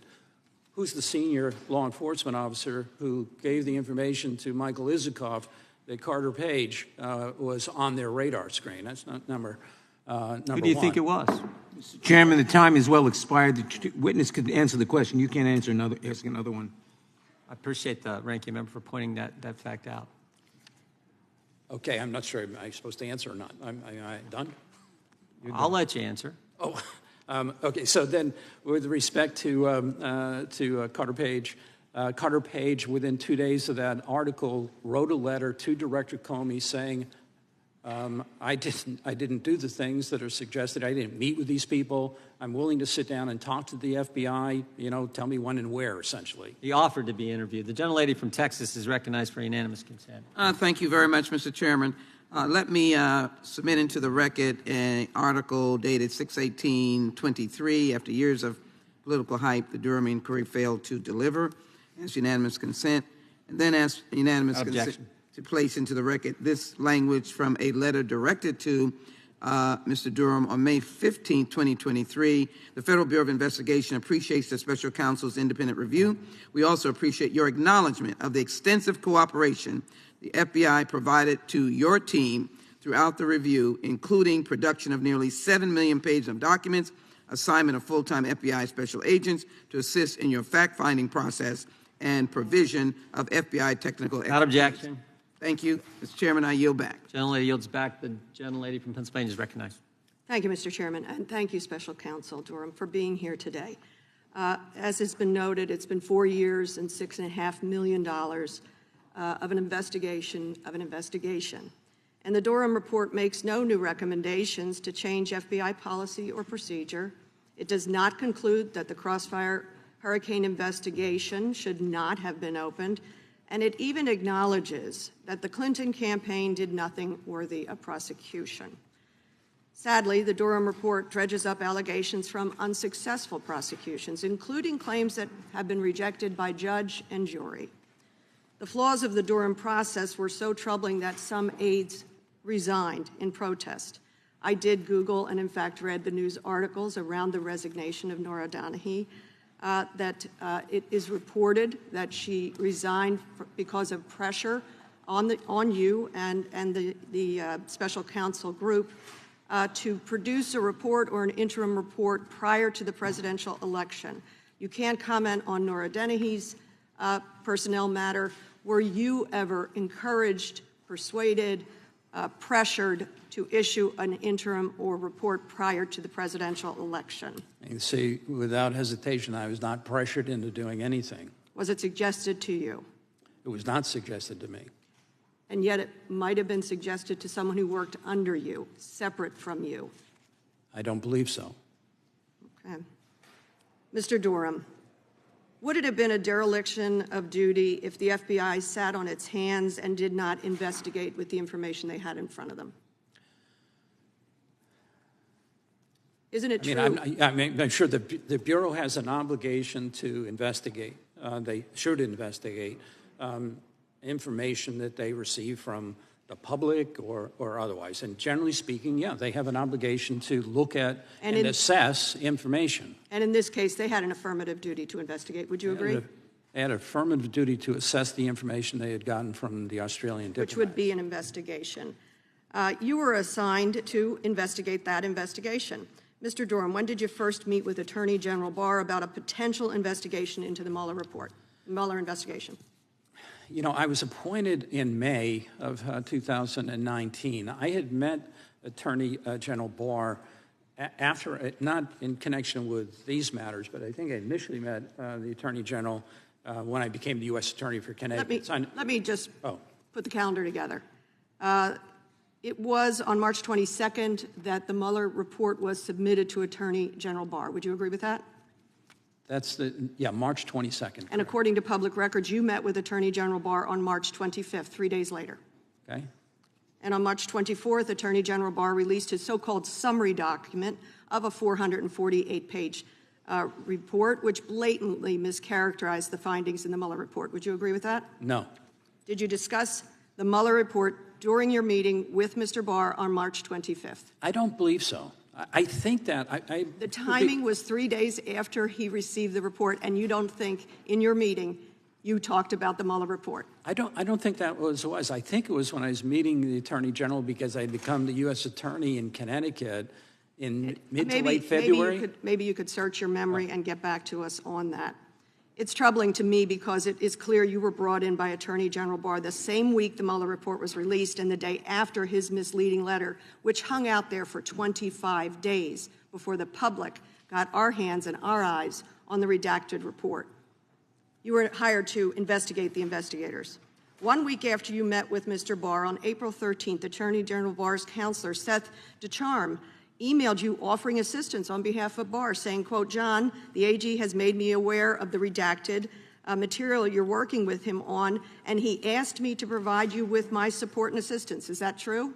I think that's correct. Okay. I don't remember the date, but that sounds right. And that's only April. So I'm wondering if you weren't yet put into this field. Donald Trump was very vocal on Twitter, as he always has been, about his belief that the Mueller investigation should never have been taken. Are you aware of his tweets? I know that the former president was a tweeter, yes. He was a tweeter. Some Republicans on this committee believed that part of your purpose was to exonerate Mr. Donald Trump. I want to take you back to your opening statement. It's at paragraph 4. As you know, Mr. Durham, you said this morning, if repeated or left unaddressed, these issues could result in significant national security risks and further erode public faith in our justice system. We now sit with a former president indicted 37 counts of around the documents, the classified documents that he took, he held, he moved, he concealed, he lied about, he showed to other people, 37 counts. If repeated or left unaddressed, these issues could result in significant national security risks and further erode public faith in our justice system. I thank you for your service, for pointing out what really matters when we have a very dangerous former president and criminal indictments to come. A mess of Mr. Trump's own making. I am baffled by this committee's lifting up of a corrupt president. The gentlelady has president. expired. And I thank you for indulging me just as you indulge yourself. Thank you. God bless you. That's right. God bless Equal you. opportunity. Mr. Durham, if you can go one more round. Do this every day? Yeah. Well, this is relatively calm to some hearings that we have, Mr. If you can go one more, then we'll give you a break, but we'll recognize the gentleman from California, and we'll give you a quick break, maybe 5-10 minutes, then we'll come back and finish. Sure. But the gentleman from California is recognized for 5. Mr. Durham, several people today, including Ranking Member Madler and 3 representatives from California, Mr. Schiff, Mr. Swalwell, and Mr. Liu, have attacked you. Ranking Member Nadler called your report a political exercise with ethical ambiguity. Mr. Liu called you a partisan hack. However, it seems that they're taking issue not so much with the conclusions of your report as those of Mr. Mueller's report, which concluded that the investigation did not establish that members of the Trump campaign conspired or coordinated with the Russian government in its election interference activities. That conclusion directly contradicted statements made on the record by those representatives. For example, Mr. Schiff in 2017-2018 made statements such as, the Russians offered help, the campaign accepted help, the Russians gave help, and the president made full use of that help, and that is pretty damning. He also said there's clear evidence on the issue of collusion. He said, I think there's plenty of evidence of collusion or conspiracy in plain sight. Mr. Durham, Will the gentleman yield? Are those statements supported by the conclusions of the Mueller report? Will the gentleman yield? No. Mr. Durham, are those statements supported by the Mueller report? I don't believe so. Mr. Nadler stated, it's clear that the campaign concluded, and there's a lot of evidence of that. The question is, was the president involved? Mr. Nadler also said there was obviously a lot of collusion. Mr. Durham, were those statements supported by the Mueller report? I don't believe they are supported by the Mueller report. Mr. Liu stated in a press release in March of 2017, the bombshell revelation that U.S. officials have information that suggests Trump associates may have colluded with the Russians means we must pause the entire Trump agenda. We may have an illegitimate president of the United States currently occupying the White House. Mr. Durham, did the Mueller report establish that we had an illegitimate president occupying the White House? Not to my knowledge. Mr. Swalwell stated in 2018, in our investigation, we saw strong evidence of collusion. Did the Mueller report support that there was strong evidence of collusion? Not to my knowledge. Even here today, we had Mr. Schiff raise questions about your public statement during the investigation, saying this somehow violated a DOJ policy. However, Mr. Mueller himself made a public statement in January of 2019. This is an article from CNN, headline, Mueller's office disputes BuzzFeed report that Trump directed Michael Cohen to lie to Congress. So whatever policy there might exist in the DOJ with respect to public statements by special counsels, it would seem that you and Mr. Mueller would be on equal footing with respect to it. Is that correct? It would seem so. Mr. Nadler, Ranking Member Nadler also suggested that we're only here today because of the recent indictments of President Trump. However, you received your assignment as special counsel in 2019. Is that correct? That's correct. 2020, special counsels in 2020. In 2020. And was that before or after the events alleged in the recent indictments by the president? That was before. And is it customary for a special counsel to come testify in Congress upon the issuance of their report? This is my first experience of this sort of thing. So I know that Director Mueller had occasion to testify before Congress, so I guess this is not unique. So it's pretty likely you would have been here whether or not the president had been recently indicted. Yes. Contrary to Ranking Member Nadler's statement. I want to quote from you a part of your report where you say, there are reasons why in examining politically charged and high-profile issues, the office must exercise and has exercised special care. One of those statements you said is that even when prosecutors believe that they can obtain a conviction, there are some instances in which it may not be advisable to expend government time and resources on a criminal prosecution, particularly where it could create the appearance, even if unfounded, that the government is seeking to criminalize the behavior of political opponents or punish the activities of a specific political party or campaign. Could you just expound on that a little bit, this idea that there are prudential considerations that may counsel against prosecution, even if there has been some technical violation of a statute? Sure. The standard principles of federal prosecution include, kind of as a bedrock, that you ought not to bring a prosecution unless you believe in good faith that there's sufficient evidence to prove a case beyond a reasonable doubt, and the jury will convict, and that a conviction can be sustained on appeal. There may be those instances in which you're pretty well convinced that a crime was committed and can identify the person who committed it, but you can't in good faith say a jury is likely to convict in this case. We believe that a jury will convict and that we can sustain it on appeal. Those are the principles that we tried to apply here, that we followed here. They're the same principles I've followed for 40 years as a federal prosecutor.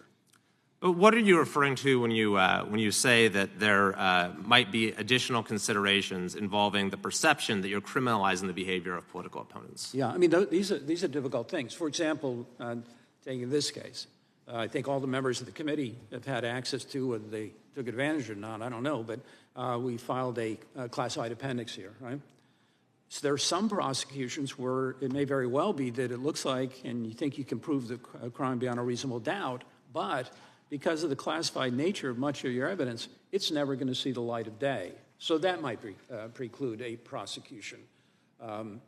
Things of that sort come up that are part of the prudential judgment that a prosecutor has to make in these matters. I yield back. Thank you. The gentleman yields back. The committee will take a short break, short recess. If we can come back in 10 minutes, so at 12:05, we'll